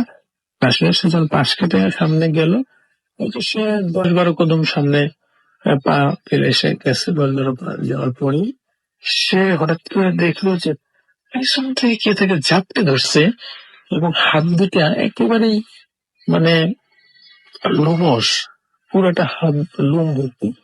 যে দোষে তাকে চাপ দিয়ে পিছন থেকে সে লোক না, হয়তো একটা জন্তুর মতো সমস্ত গায়ে তার লোম। তারপরে তাকে ধরে তাকে উপরে উঠে নিচে তাকে আসার, অথচ সে কিন্তু খুব স্বাস্থ্যসমর্থ, তাকে উপরে উঠে আসার দেওয়াটা একটা সহজ কথা না। তো তাকে উঠে আসার মারা হয়েছে। আসার মারার পরে তার ঘোড়ার মধ্যে চেপে ধরতেছে। তখন সে ছিল ছুটানোর জন্য, এবং সেই জন্তুটা ছিল সে অনেকটা চাপতে করা শুরু করলো। করার পরে সে ছুটে যাওয়ার চেষ্টা করে, কিন্তু সেটা বারবার তাকে চেপে ধরে, কখনো হাতে ধরে, কখনো পায়ে ধরে টানে, কখনো মাথায় ইয়ে করে, কখনো গলার মধ্যে চেপে ধরে, এবং সমানে মুখের থুতু দিয়ে তার সমস্ত শরীর একেবারে পিচ্ছিল করে ফেলছে। এবং একটা সময় সে লক্ষ্য করলো যে তার পায়ে ধরে তাকে নিচের দিকে টেনে সে খালের পানির মধ্যে, যেটুকু পানি আছে সেই পানির মধ্যে তাকে নিয়ে যাচ্ছে। এমন সময় সে যখন আর কিছুতে পায়ে উঠতেছে না, তখন সে সমানে জোরে চিৎকার করার চেষ্টা করতেছে, কিন্তু সে চিৎকার করতে পারতেছে না। এদিকে রতনের বাড়িতে থেকে কিছু মানে যারা আসে বাড়িতে, এরা একটা ঘুণানের শব্দ পেতেছে, অনেকটা কোরবানিতে গরু বা খাসি জবাই করলে সে যে একটা ঘুঙানের শব্দ হয়, এরকম একটা শব্দ তারা দূরে থেকে পেতেছে। তো তারা লক্ষ্য করলো যে ঘরে আসলে রতনও নাই। তাড়াতাড়ি তারা হারিকেন নিয়ে বের হইলো। তো হারিকেন নিয়ে বের হয়ে তারপরে এদিকে যাওয়ার সময় তারা যা দেখলো যে রতন পড়ে আছে, তার 2 পা পানির মধ্যে, বাকি শরীর পানির উপরে, কিন্তু তার সমস্ত শরীর পাঠানো পদার্থে একেবারে চুবান অবস্থা, মানে চুপচুপা, মানে চিটচিটে অবস্থা তার। তারপর তারা তাকে ধরাধরি করে বাড়িতে নিয়ে আসলো, পানি দিয়ে গোসল করে এলো, গরম পানি দিয়ে ধুয়ে টুয়ে তাকে ধরে আনলো। সবচেয়ে আশ্চর্য ব্যাপার হলো সে একটা কথা বলতে পারতেছে না। তাকে যতই জিজ্ঞাসা করে কি হয়েছে, কার সাথে ঝগড়া হয়েছে বা কি ব্যাপার, কিছুই বলতে পারে না। পরের দিন তাকে বিভিন্ন ধরনের ওষা এনে, তারপরে ডাক্তার এনে বিভিন্নভাবে চিকিৎসা করার পরেও তার সে কথা বন্ধ থাকলো প্রায় 7 থেকে 10 দিনের মতো। আমি তখন কলেজে পড়ি, বাড়িতে আসছি, আমি তার কথা শুনে গেলাম তারা দেখতে। তখন সে অল্প অল্প কথা বলতে পারে, যেহেতু একসাথে পড়াশোনা করছি। দেখতে চাই, আমি তাকে জিজ্ঞেস করলাম ঘটনাটা কি। সে অল্প যে বর্ণনা দিল সেটা এরকমই যে আমি একটু যেটা বললাম, যে সে মানে সে বৃদ্ধ লোকটা বা সে সম্মচারের লোকটা হঠাৎ করে তার কথা না শোনার কারণে সেই লোকটাই হয়তো এই জন্তুর মতো রূপ ধারণ করছে এবং তার সাথে তুলনা করছে, এবং তাকে একটা শিক্ষা তারা দেওয়ার চেষ্টা করছে তাদের কথা না শোনার কারণে। তো এই হরিপুরা নিয়ে আরো বেশ কিছু ঘটনা আছে, মূলত রতন কেন্দ্রিক এবং মিস্ত্রি কেন্দ্রিক ঘটনাটা আমি বললাম। সেই জায়গাটা নিয়ে আরো বেশ কিছু রোমহর্ষক ঘটনা আজকে ভবিষ্যতে আবার সময় পেলে বলবো।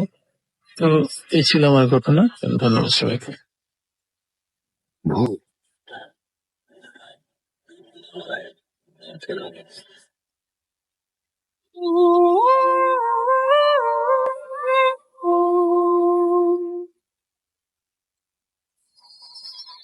Welcome back.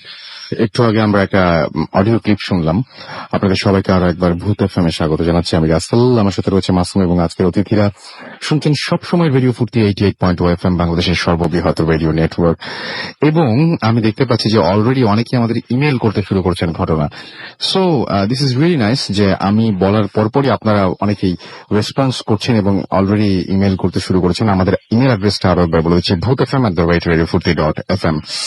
এবং আমাদেরকে এমডি ইমন হাসান বলছেন যে আজকে ভূত এফএম আমাকে ভয় দিতে পারবে না।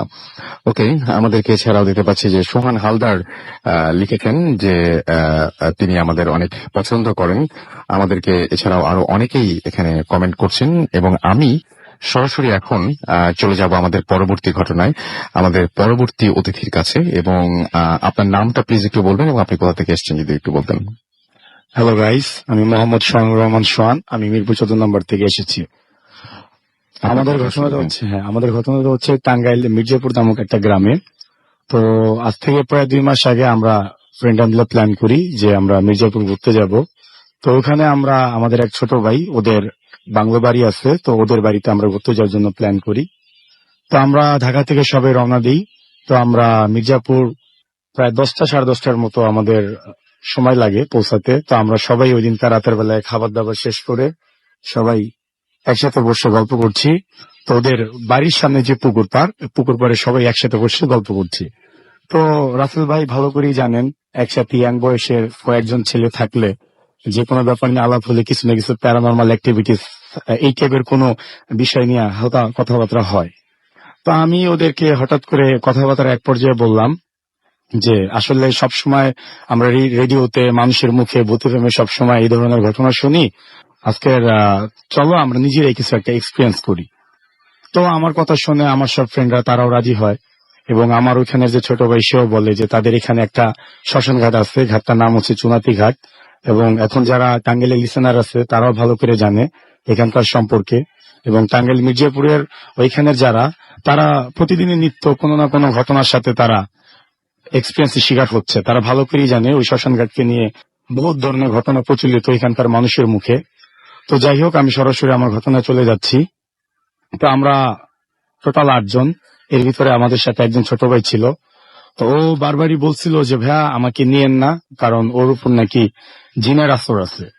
ওর সম্পর্কে একটু বলে নেওয়া ভালো। ওর সাথে কুফরি কালাম, মানে যেটাকে বলা হয় ব্ল্যাক ম্যাজিক, এই টাইপের কিছু একটা ওর সাথে হয়েছিল।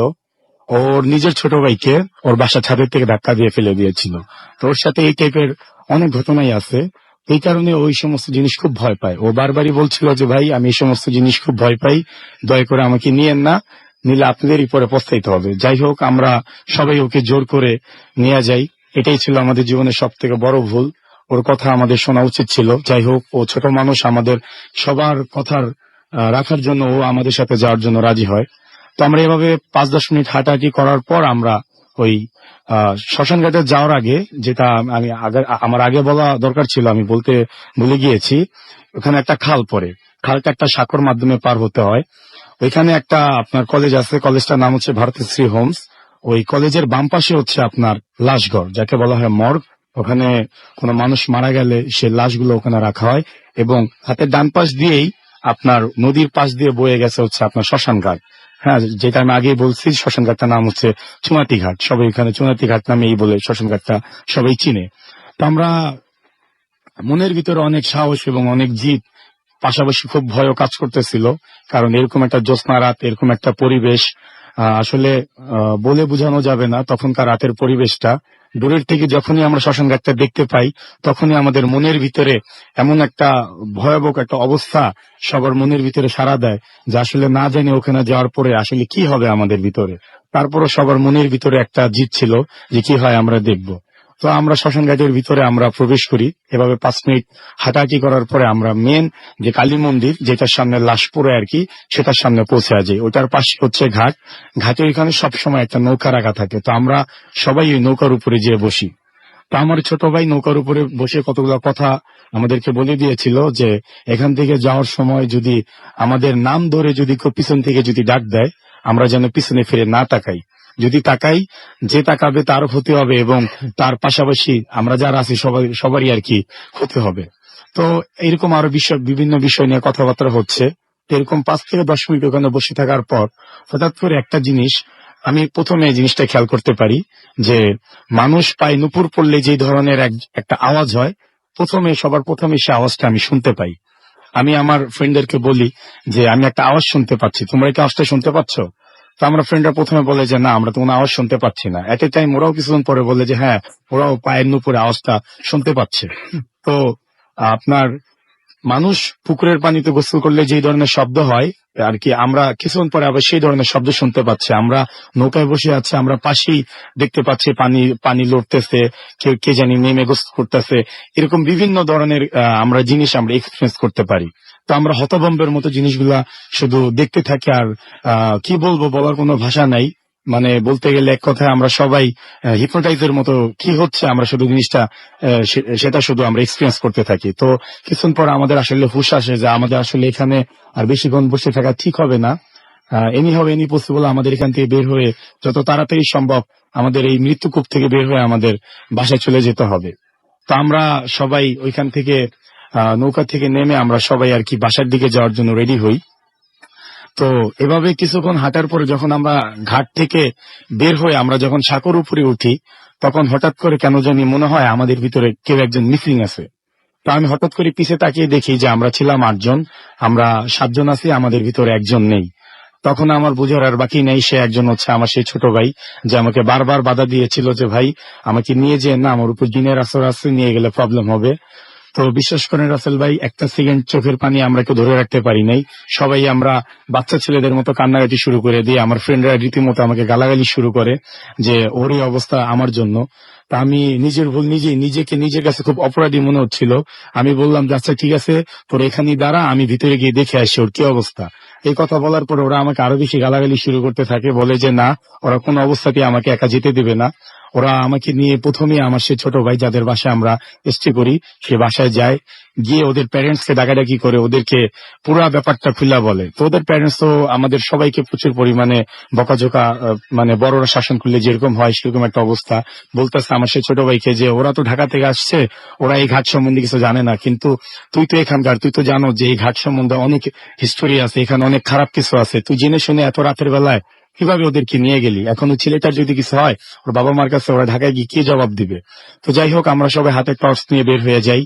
তো আমরা কিছুক্ষণ পরে আবার সেই শ্মশান ঘাটে ফিরে আসি ওকে খোঁজার জন্য। এভাবে অনেকক্ষণ খোঁজাখুঁজি করার পরে আমরা সেই কালী মন্দিরের সামনে আবার চলে আসি।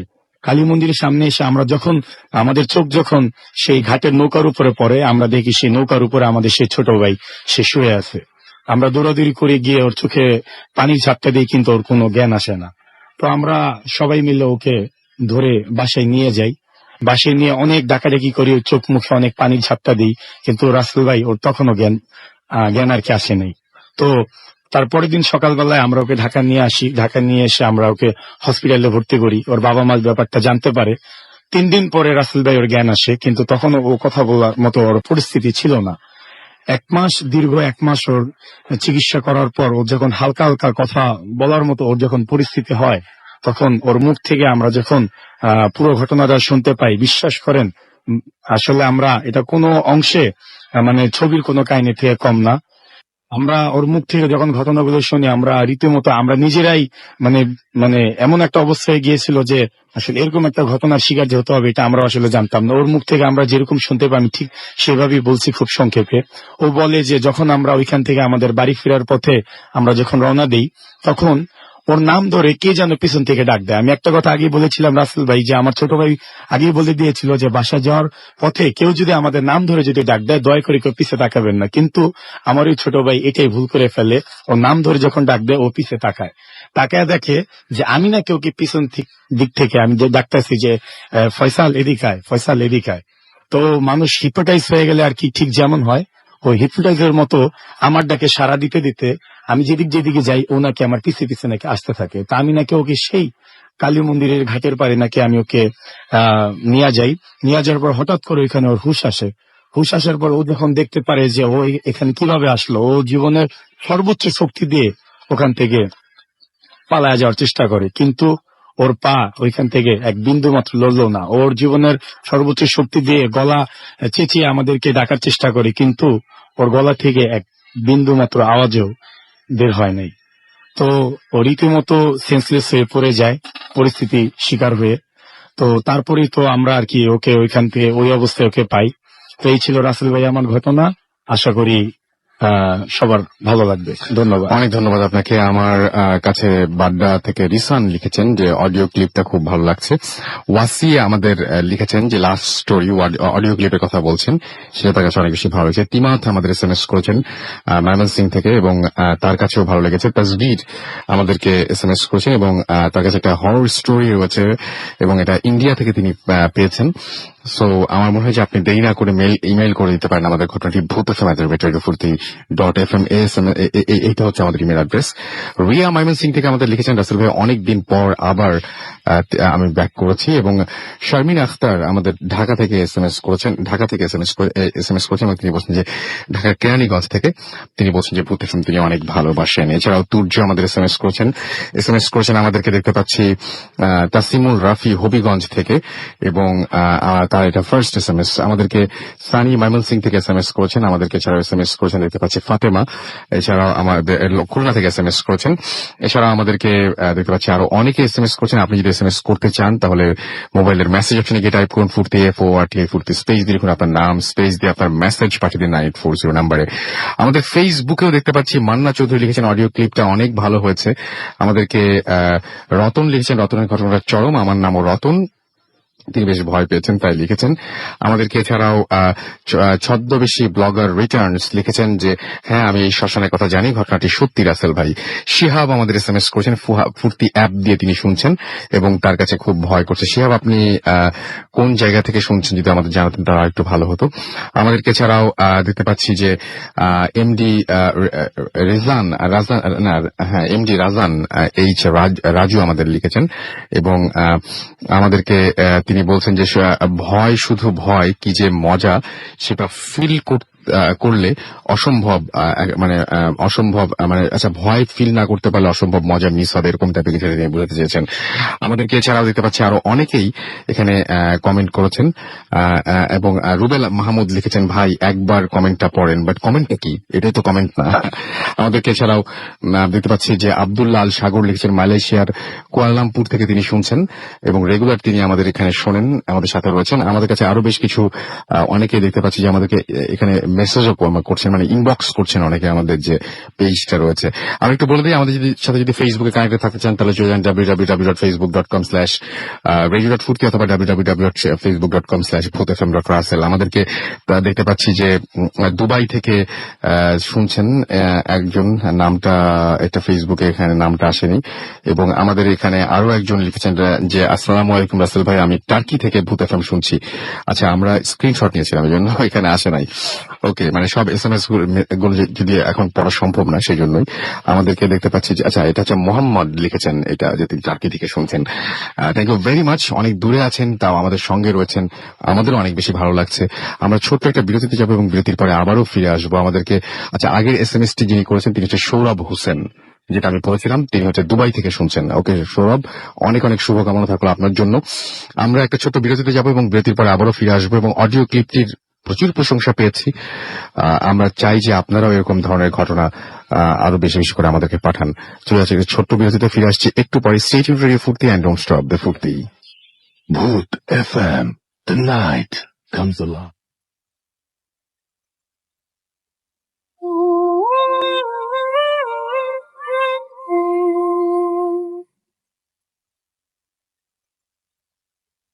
Yes, the night comes alive with গ্রামীণ ফোন শুনছেন সবসময় রেডিও ফুর্তি এবং আমি রাস্তার সাথে আমার সাথে রয়েছে মাসুম এবং আজকে অতিথিরা এন্ড ওয়েলকাম ব্যাক।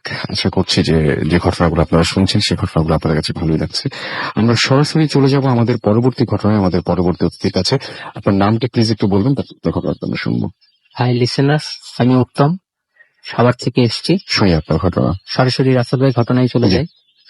ঘটনাটি মূলত আমার সাথে ঘটে 1996 কি 97 সালের দিকে, এবং ঘটনাটি যে জায়গায় ঘটে সেটি হচ্ছে ঘোড়াশাল ইউরিয়া সার কারখানার একটি কলোনির ভেতরে। তো আমার জন্ম সেখানেই হয়েছে, বাবা সেখানে চাকরি করতেন, তো সেই সুবাদে সেখানেই জন্ম এবং সেখানেই আমার বেড়ে ওঠা। তো সেই কলোনির মধ্যে যে বিল্ডিংটাতে থাকতাম সেই বিল্ডিং এই আর কি ঘটনাটি ঘটে, এবং প্রত্যক্ষভাবে আমি অবলোকন করি এবং আমার পরিবারের সাথে ঘটনাটি ঘটে যায়। তো তার আগে একটু প্রথমে বলে রাখি, আমরা যে বিল্ডিংটিতে থাকতাম সেই বিল্ডিং এ টোটাল 16টি পরিবার থাকতো, 16টি ফ্যামিলি থাকতো। তো আমরা 4 তলায় থাকতাম। তো ওই বিল্ডিং এর কোনো কিছু একটা উপস্থিতি আছে সেটা আগে থেকে অনেকেই জানতো বা অনেকেই দেখতো। বিষয়টি এমন যে রাতের বেলায় কখনো কেউ মশলা বাচ্ছে গভীর রাতে, অথবা ঘোড়া দৌড়াচ্ছে, এরকম কোনো শব্দ পেত। তো বিষয়টি প্রথম দিকে কেউ পাত্তা না দিলেও পরবর্তীতে বারে আমলে না নিয়েও চলে না বিষয়টি। তো এটি নিতে থাকে এবং আশেপাশের বিল্ডিং থেকেও কিন্তু অনেকে এইভাবে বলতে থাকে যে আপনাদের বিল্ডিং এর রাতের বেলায় এত রাতে কে হাঁটে, যে কিছু একটা হাঁটছে বা কিছু একটা উপস্থিতি আছে, এরকম মানুষ বলছে আর কি। তো ওই বিল্ডিং এর একজন আন্টি একদিন রাতের বেলায় হঠাৎ করে চিন্তা করলো যে আসলে কি হচ্ছে, যে এই বিষয়টা আসলে দেখা দরকার। তো সেটা দেখার জন্য উনি রাত 2টা কি 2:30টার দিকে একবার ছাদে ওঠেন। ছাদে ওঠার পরে উনি দেখেন যে খুব 8 থেকে 10 ফুটের একটি লোক আলখেল্লা কোনো কিছু একটা পরে হাঁটছে। তো এটা দেখার পরে উনি আর কোনো কিছু বলতে পারেন না এবং ভয়ে উনি নিচে নেমে বাসায় চলে আসেন। এবং এই ঘটনাটা হওয়ার পরে উনি আর কাউকে এই বিষয়টি বলেন না। তো মূল যে ঘটনাটা আমার সাথে ঘটে সেটি হচ্ছে যে 1996 কি 97 এর দিকে, এপ্রিল কি মে মাসের দিকে, তখন আমার ফার্স্ট টার্ম পরীক্ষা শেষ হয়েছে। এর কয়েকদিন পরে আর কি আমরা মামার বাড়ি ময়মনসিংহ যাব। তো বিকালবেলা অ্যাজ ইউজুয়াল আমরা সবাই যখন খেলাধুলা করছিলাম, খেলাধুলা করার পরে আমরা ওই দিন কালবৈশাখী ঝড়ের একটি অপশন এরকমই ছিল, যে কালবৈশাখী ঝড় হবে এরকম একটি ভাব। তো বিকালবেলায় আমরা একটু তাড়াতাড়ি বাসায় চলে আসি, এবং ওই সময়ে যেটা হতো যে বিল্ডিং এর বিকালবেলা সব আন্টিরা আবার বিকালে নিচে নামতেন এবং সবাই সবার সাথে কথা বলতেন আর কি, কথা বলে আবার সন্ধ্যার সময় চলে আসতেন, এরকম কি ছিল। তো ওই দিন একটু আগেই চলে আসছেন, যেহেতু আকাশের অবস্থা খুব বেশি ভালো ছিল না এবং ঝড়ের একটি আভাস ছিল, সেজন্য চলে আসে। তো মূল ঘটনাটি ঘটে হচ্ছে সন্ধ্যা 7টা কি 7:30টার দিকে। হঠাৎ করে অনেক বৃষ্টি হচ্ছে এবং ঝড়, মুষলধারে বৃষ্টি হচ্ছে এবং প্রচুর ঝড় আর কি, বাতাস। ওই সময়ে হঠাৎ করে আমার বাবা নিচ থেকে আমাকে এবং আমার বড় ভাইকে ডাকছেন। যে তার আগে এই বিষয়টি একটু বলে রাখি সবার জন্য সহজ হবে। সেটা হচ্ছে আমার বাবার কোমরে একটু অপারেশন হয়। অপারেশন হওয়ার কারণে উনি বাজার নিয়ে যখন আসতেন তখন আর 4 তলায় উঠতে পারতেন না সেই বাজার নিয়ে। তো যার জন্য আমাদের 2 ভাইকে ডাকতেন, আমরা 2 ভাই নিচে যেতাম এবং বাবার বাজারগুলি নিয়ে উপরে চলে আসতাম। তো ওই দিন যথারীতি এই ঝড়ের মধ্যেই বাবা ডাকছেন আমাদের 2 ভাইয়ের নাম ধরে।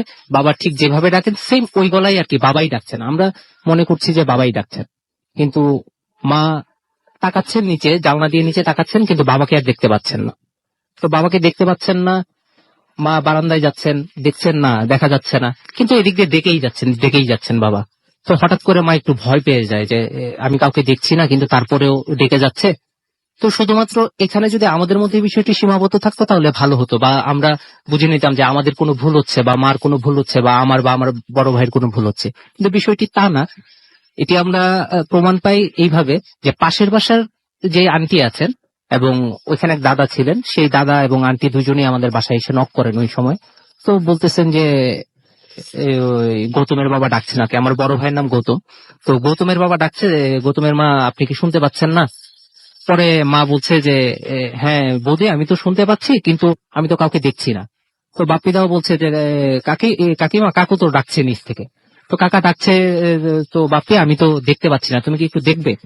তো বাপ্পিদা সিঁড়ি দিয়ে একটু নিচে যায়, নিচে যাওয়ার পরে বাপ্পিদাও সিঁড়ি জানলা দিয়ে দেখেন, নিচের দিকে তাকান, কিন্তু বাবাকে আর খুঁজে পান না। কিন্তু এদিক দিয়ে ডেকেই যাচ্ছেন। তো এর মধ্যে মা বললেন যে তাহলে আমি নিচে যাই। তো মা যখন সিঁড়ি দিয়ে নিচে নামতে যাবে, হঠাৎ করে বাপ্পিদার মনে হলো যে যেহেতু কোনো কিছুর একটা উপস্থিতি আছে, সামথিং ইজ রং, কিছু একটা হচ্ছে। তো বলছে যে কাকিমা আপনারা নিচে যেতে হবে না, আমি এই বিষয়টি বুঝতে পেরেছি যে সামথিং ইজ রং, মানে কিছু একটা হচ্ছে, যেহেতু কাকাকে দেখা যাচ্ছে না এবং ডেকেই যাচ্ছে, তো আপনারা যেতে হবে না, আপনি বরং বাসায় চলে যান। তো এর মধ্যে মা যখন বাসায় আসবে, সিঁড়ি দিয়ে বাসায় উঠছে, এর মধ্যে আমার বড় ভাই ওই দরজার মধ্যে দাঁড়িয়েছিলেন। তো বাতাসে এমন ভাবে দরজা লাগলো যে ভাইয়ের হাতের মধ্যে খুব জোরে ব্যথা পেল, এবং ব্যথা পাওয়ার কারণে ভাইয়াকে নিয়ে অনেক বেশি দৌড়াদৌড়ি, বরফ দিয়ে ওইখানে ওই বিষয়টি নিয়ে দৌড়াদৌড়ি। হঠাৎ করে এই বিষয়টি যখন বাসায়, এই যে আমরা ভেতরে ঢুকলাম, তো মা জানলা দিয়ে দেখছেন, তারপরেও পাচ্ছেন না বাবাকে, কিন্তু এদিক দিয়ে ডেকেই যাচ্ছেন। মা আবার বারান্দায় গেলেন, বারান্দার লাইট নিভিয়ে চলে আসলেন, দেখে চলে আসলেন। তো হঠাৎ করে লাইটটি জ্বলে গেল। তো লাইটটি জ্বলে গেল, মা আবার গেলেন, আবার লাইটটি নিভিয়ে আসলেন, আবার লাইটটি জ্বলে গেল। তো বারবার লাইট কে জ্বালাচ্ছে, আমি তো আর জ্বালাচ্ছি না, মা বলছেন। তো এরপর আমি জানলার কাছে গেলাম, জানলার কাছে গিয়ে বসলাম যে না, দেখি আসলে কি হয়। মা আবার গেলেন এবং লাইটটি অফ করলেন। অফ করে আসার পরে আবার লাইটটি অটোমেটিক্যালি জ্বলে গেল। এই বিষয়টি খুব অদ্ভুত লেগেছে রাসেল ভাই, সেটির কোনো আমি আজ পর্যন্ত কোনো জবাব পাইনি, বা সেটির কোনো উত্তর আমি পাইনি এই বিষয়টি। তো এদিক দিয়ে ঝড় বৃষ্টি হওয়ার পরে মা বাসায় যখন, তো আমাদের দুই ভাইকে নিয়ে একসাথে বসে আছেন, মা সব কাজ বাদ দিয়ে, যেহেতু ভয় পেয়েছেন বা কোনো কিছু একটা হচ্ছে বোঝা যাচ্ছে। কিন্তু এর পরবর্তীতে যখন ঝড় বৃষ্টি কমলো, তো বাবা 9টা কি 9:30টার দিকে বাসায় আসলেন। তো বাসায় এসে নক করার পরে যখন ঘরে ঢুকলেন, মা যথারীতি জিজ্ঞেস করলেন যে তুমি কি সন্ধ্যার থেকে এসেছিলে কিনা, বা দুই ছেলেকে ডেকেছিলে কিনা। বাবা বললেন যে না, আমি তো অফিস থেকে বেরোয়, আমরা সব কলিগরা ছিলাম ক্লাবে, আমি এত ঝড় বৃষ্টির মধ্যে কিভাবে আসবো। ঠিক আছে, আমরা সবাই ক্লাবের মধ্যে আটকা ছিলাম, এবং বৃষ্টি কমার পরে আমরা এখন আসলাম, সবাই সবার বাসায় গেলাম, আমিও বাসায় আসলাম। তখন আর বুঝতে বাকি রইল না যে আসলে ঘটনাটি কি ঘটেছে। তো বাবা যেহেতু আমাদেরকে অনেক বেশি ভালোবাসতেন, বাবা ভয় পেয়ে গিয়েছিলেন বিষয়টি শুনে। তো বাবা চিন্তা করলেন যে আজকে ডেকেছে, কালকে না হয় আমাদের কোনো ক্ষতি করতে পারে, সেই জন্য বাবা কি করলেন যে ছাদে গেলেন। যেহেতু আগে থেকেই জানতেন, তখন আর এই ছোট তো এত বিষয় নিয়ে ঘাটাঘাটি করতাম না, তো তারা জানতেন আর কি বিষয়গুলি। তো কোনো বিপদ যাতে না হয় সেজন্য বাবা ছাদে গেলেন, বাপিদাকে সাথে নিয়ে, পাশের বাসার সেই দাদাকে নিয়ে। যাওয়ার পরে সাথে হারিকে নিয়ে গেলেন। তো নিয়ে যাওয়ার পরে যে বিষয়টি হলো যে বাবা দেখলেন যে কে কে কে কে ছাদে এরকমই করছেন, শব্দ দিচ্ছেন। তো দেখলেন যে ছাদের কোণার মধ্যে কেউ একজন সাদা ঘুমটা দিয়ে কেউ একজন বসে আছে, কিন্তু ভেতরে মানে একটা শেপ আর কি, জাস্ট, ঠিক আছে, এরকম একটি শেপ। বাবা যখন আবারও বললেন কে, জাস্ট ঘুমটাটি একটু তাকালো, মাথাটা ঘুরে তাকানোর পরে মানে ভেতরে আর কোনো কিছু দেখা গেল না, জাস্ট ঘুমটাটাই দেখা গেল, সাদা একটা ঘুমটা অন্ধকারের মধ্যে দেখা গেল, এবং তখনই ঘুমটাটি উড়ে চলে গেল। ঠিক আছে, এই ছিল আমার ঘটনা রাসেল ভাই। ওকে, আপনাকে অনেক ধন্যবাদ আপনার ঘটনার জন্য। এবং আমি অলরেডি দেখতে পাচ্ছি আমাদেরকে অনেকে SMS করছেন, এবং SMS করে জানাচ্ছেন কেমন লাগছে তাদের কাছে সবকিছু। মস্তাকিং আমাদের SMS করেছেন এবং ভালো লাগছে সেটা জানিয়েছেন। ফুরতি নাহির আমাদের SMS করেছেন এবং তিনি বলছেন যে আমরা অনেক মজা পাচ্ছি। Thank you. আসলে আমাদের 7 দিন ধরে যে কষ্টটা, সেই কষ্টটা তখনই সব সার্থক মনে হয় যখন আপনারা বলেন যে হ্যাঁ ভালো লাগছে। আসলে এই পরিশ্রমটা আমরা করি আপনাদের জন্য, যে আমরা কিন্তু পুরো মুহূর্তটা তাকিয়ে থাকি আপনাদের SMS, আপনাদের ফিডব্যাকের জন্য, যে কেমন লাগছে আপনাদের কাছে। এটাই আমাদের মানে সবচেয়ে বড় পাওয়াই এটা। যদি আপনাদের ভালো লাগলে তখন আমাদের ভালো লাগে। যত না বেশি আপনাদের ঘটনা পড়ে মজা পাই, তার চাইতে বেশি মজা পাই যখন আপনাদের রেসপন্স পাই। সো অবশ্যই আপনারা আমাদের সাথে থাকবেন, সেটাই আশা করব। উজ্জ্বল আমাদের SMS করেছেন চিটাগং থেকে, এবং আমাদেরকে রাজীব SMS করেছেন আমাদেরকে সুস্মিতা বণিক লিখেছেন আই লাভ ভূত এফএম। আমাদেরকে মুস্তাকিম SMS করেছেন। জাহাঙ্গীর আমাদের রাজশাহী থেকে SMS করেছেন, তার কাছে খুব ভালো লাগছে। জুই আমাদের SMS করেছেন এবং তিনি বলছেন খুব ভয়ের হচ্ছে আমাদেরকে। এছাড়াও জুথি SMS করেছেন আমাদেরকে দেখতে পাচ্ছি আফরোজা অঙ্কন আফরোজা, আপনার নামটা কি দুটোই নাকি আমি ঠিক বুঝি নাই। অঙ্কন আফরোজা দুজন মিলে মনে হয় SMS করেছেন একটিতে। এলিফ্যান্ট রোড থেকে করেছেন। তাদের অবশ্য ভয় লাগছে না।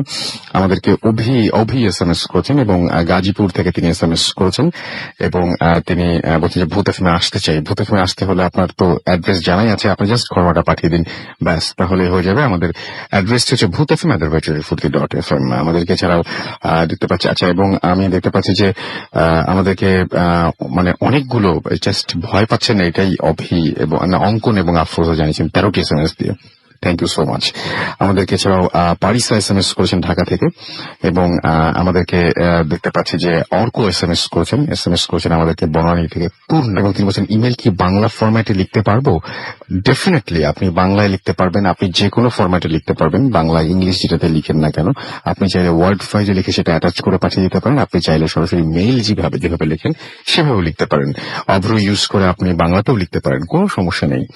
আমাদেরকে এছাড়াও দেখতে পাচ্ছি যে হানিফা SMS করেছেন, লিখছে যে নাইস। আমাদেরকে মোস্তাক সিরাজগঞ্জ থেকে SMS করেছেন এবং তাদের সাথে রয়েছে তাদের ছোট্ট বেবি মাহিশা, তার ওয়াইফ তাবাসসুম, তারা শুনছেন আমাদেরকে। মোহাম্মদপুর থেকে আমাদেরকে আকাশ SMS করেছেন এবং তিনি এনজয় করছেন অনেক। আমাদেরকে এছাড়াও আরো অনেকেই এখানে SMS করছেন দেখতে পাচ্ছি। শহীদুল SMS করেছেন আমাদেরকে, শহীদুল এবং মাজেদা, এবং আজকের ঘটনাগুলো তার কাছে ভয়ের লাগছে। ওকে, আমরা চলে যাই আমাদের পরবর্তী অতিথির কাছে। আপনার নামটা প্লিজ একটু বলবেন, তারপর আপনার ঘটনায় যাবো আমরা। আসসালামু আলাইকুম রাসেল ভাই, আমি অভি যশোর থেকে বলছি আর কি। ওকে, আপনি আজকে যশোর থেকে এসেছেন এবং সরাসরি আমাদের স্টুডিওতে এসেছেন। জি। আমরা একটু আগে একটা যে কাকের ঘটনা শুনলাম, তাই না? দাঁড় কাকের একটা ঘটনা শুনলাম। আমি আপনার কাছে ওই ঘটনাটা শুনতে চাইছি যে আপনার কি হচ্ছে জিনিসটা। এটা হচ্ছে আমাদের বাসার ব্যাপার আর কি। এটা যশোর পালবাড়ির মোড়ে আমাদের নিজেদের মানে বাসার আমাদের 3 তলাতে একটা রুম ছিল। ওই রুমে একটা মেয়ে সুইসাইড করে আর কি। এরপর থেকে আমাদের বাসায় নানা ধরনের ইনসিডেন্টস হয়। আর যেহেতু আমি একজন প্রফেশনাল এক্সারসাইজ হিসেবে কাজ করছি অনেকদিন ধরে, তো আমি ওটার প্রবলেম সলভ করার জন্য কিছু কাজ করি আর কি। কাজ করার এক পর্যায়ে এটা মোটামুটি সলভ হয়, কিন্তু কিছুদিন পরে জিনিসটা আবার প্রকটভাবে আমাদের উপরে ইনফ্লুয়েন্স করার চেষ্টা করে, ঘর পর্যন্ত চলে আসে, নানান ধরনের সমস্যা ক্রিয়েট করে। তখন আমি একটু রাগের বশেই আমার আমি যতটুকু জানি বা যতটুকু আমার পড়াশোনা, তার উপরে কিছু খারাপ কাজ করে বসি আর কি। যে ওদেরকে খারাপ করার জন্য যেটা করা দরকার সেটা আমি করে ফেলি আর কি। এবং তারপর থেকে কোনো প্রবলেম হয় না। কিন্তু ইন্টারেস্টিং বিষয় হচ্ছে তার 1 সপ্তাহ পর থেকে আমি মেইন প্রবলেম গুলো ফেস করা শুরু করি আর কি। যে আমার এখানে বাসায় একটা বিশেষ সাইজের কাক আমি দেখতে পাই, এবং কাকটা প্রায় আমার জানালার কাছে এবং জানালার আশেপাশে। ইভেন আমি যেখানে যাচ্ছি সেখানেই আমার আশেপাশে কাকটা থাকছে। কাকটার বর্ণনাটা না দিলে আসলে বলাটা একটু মুশকিল হবে যে কাকটাকে কেন আমি আলাদা করে বলছি। সচরাচর দাগ যেগুলো হয় সেগুলো চোখ কিন্তু বোঝা যায় না, ওগুলো চোখগুলো কালো হয়, কিন্তু এটা চোখটা স্পষ্ট এবং এটা বোঝা যায় যে যাচ্ছে যে এটা একেবারে পুরোপুরি লাল। এবং কাক হা করলে কিন্তু ভিতরটাকে লাল দেখা যায়, কিন্তু এটা কাকটা সম্পূর্ণ সবসময় হা করে থাকে এবং এর ভিতরটা পুরোপুরি সাদা, একেবারে নিট এন্ড ক্লিয়ার বোঝা যায় আর কি। এই যে কাকের যে প্রবলেমটা, এই প্রবলেমটা ফেস করার পরে আমি আমার স্যারের সাথে কন্ট্যাক্ট করি যে এটা কিভাবে সলভ করা যায়। তো কোনোভাবে এটা সলভ করা যায়নি। ইভেন আমি আজকে গতকাল আজকে আসার আগের দিন আর কি, আমি আমার ছোট ভাইয়ের সাথে বাইকে যাচ্ছিলাম।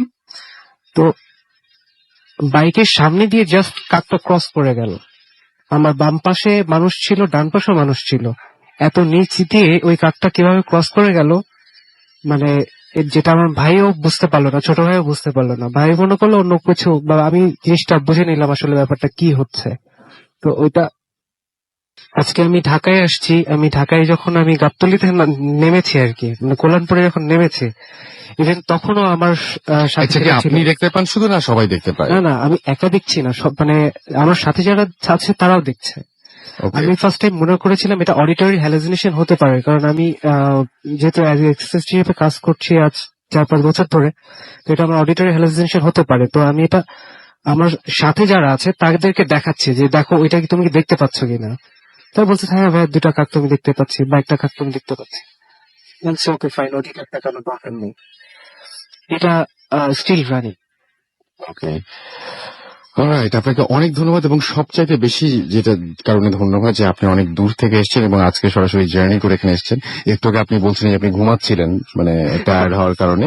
তো thank you very much, thanks for being here. আমরা চলে যাব আর একটা ছোট বিরতিতে, আমাদের বিরতি নিতেই হবে আসলে।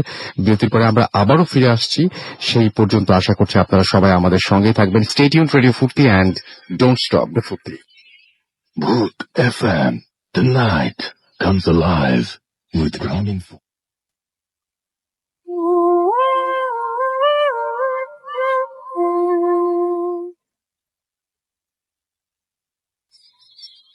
ওয়েলকাম ব্যাক, শুনছেন সবসময় রেডিও ফুর্তি 88.2 FM, বাংলাদেশের সর্ববৃহৎ রেডিও নেটওয়ার্ক। আমি রাসেল আছি সাথে, নাইট কামস লাইভ উইথ গ্রামীণ ফোন, এবং আমার সাথে রয়েছে মাসুম। আজকের অতিথিরা, হাতে খুব সময় কম, আমরা ছোট্ট করে একটা ঘটনা শুনবো আপনার।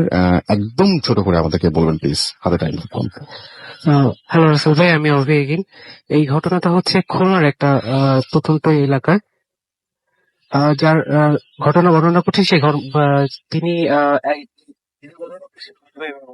তিনি তার ওয়াইফ ছিল, তার ওয়াইফ ক্যান্সারে আক্রান্ত ছিল। তিনি অনেক চেষ্টা করেছিলেন তাকে বাঁচানোর জন্য, কিন্তু শেষমেশ তিনি বাঁচাতে পারেননি এবং একটা পর্যায়ে ওয়াইফটি মারা যান। এবং তার কিছুদিন পর তিনি আবার বিয়ে করেন আর কি, সেকেন্ড ওয়াইফ বিয়ে করার পরের দ্বিতীয় দিনের ভিতরেই এর একটা মানে আনন্যাচারাল ঘটনা ঘটে যায় আর কি। দেখা যায় যে ওই যে সেকেন্ড ওয়াইফটা আছে, সেই সেকেন্ড ওয়াইফটা প্রথম ওয়াইফের মতো বিহেভিয়ার করে। যেরকম প্রথম ওয়াইফ মাংস খেতে ভালোবাসতেন, কিন্তু দ্বিতীয় ওয়াইফ মাংস খেতে পছন্দ করতেন না, তিনি মাংসের গন্ধ সহ্য করতে পারতেন না। কিন্তু এই দ্বিতীয় দিনের পর থেকে দেখা যাচ্ছে যে দ্বিতীয় ওয়াইফ তিনি কন্টিনিউয়াসলি এই মাংসটা খেয়ে যাচ্ছেন এবং প্রায় 5 থেকে 6 কেজি পার ডে করে খাচ্ছেন। 2 দিন ধরে এই ধরনের প্রবলেম চলছে এবং একটা পর্যায়ে এসে মানে 5 থেকে 6 কেজি কিন্তু অনেক মাংস। হ্যাঁ, পার ডে, এবং 2 দিন কন্টিনিউ ধরে এটা খাচ্ছে আর কি। এবং একটা পর্যায়ে এসে এমন বিহেভ করা শুরু করলো এবং তার পাড়া প্রতিবেশীদেরকে সে এমন ভাবে ডাকা শুরু করলো যে মনে হচ্ছে যেন সে আগের যে ওয়াইফটা সে ফিরে এসছে। এবং ঠিক সেইভাবে সে বিহেভ করতে থাকলো এবং একটা পর্যায়ে সেই নিজে স্বীকার করলো যে আমি তোমার আগের ওয়াইফ, আমি তোমাকে শুধু দেখতে এসেছি। এবং এই ঘটনাটা আবার নিজের চোখে দেখা এবং নিজের সরজমিনে ভিজিট করা একটা ঘটনা। এবং আপনি বড় মানে আরেকটু টাইম থাকলে হয়তো আরো সুন্দর করে বলতে পারতেন, but thank you very much. সবচেয়ে বড় কথা হচ্ছে আপনি অনেক দূর থেকে এসেছেন এবং আমাদের সাথে ঘটনা শেয়ার করেছেন। আমরা পরবর্তী আমাদের একজন এসেছেন, আপনার নামটা প্লিজ একটু বলবেন এবং আপনি কোথা থেকে এসেছেন একটু আমাকে কাইন্ডলি যদি বলতেন। হ্যালো লিসেনার্স, আমি অর্ণব ইসলাম সৈকত, আমি মিরপুর 10 থেকে এসেছি। রাইট, এবং অর্ণব, আপনার কাছে আজকে তেমন কোনো ঘটনা নেই যে ঘটনাগুলো মানে সিলেক্টেড হবার মতন, but thank you very much যে আপনি সঙ্গে করে আরেকজনকে নিয়ে এসেছেন। মানে এটাতে বোঝা যায় যে আপনার কি পরিমাণ লাভ এবং কেয়ার ভূত এফএম এর জন্য, এবং আপনি একজনকে সঙ্গে করে নিয়েছেন। থ্যাংক ইউ ভেরি মাচ এতক্ষণ পর্যন্ত আমাদের সঙ্গে থাকার জন্য।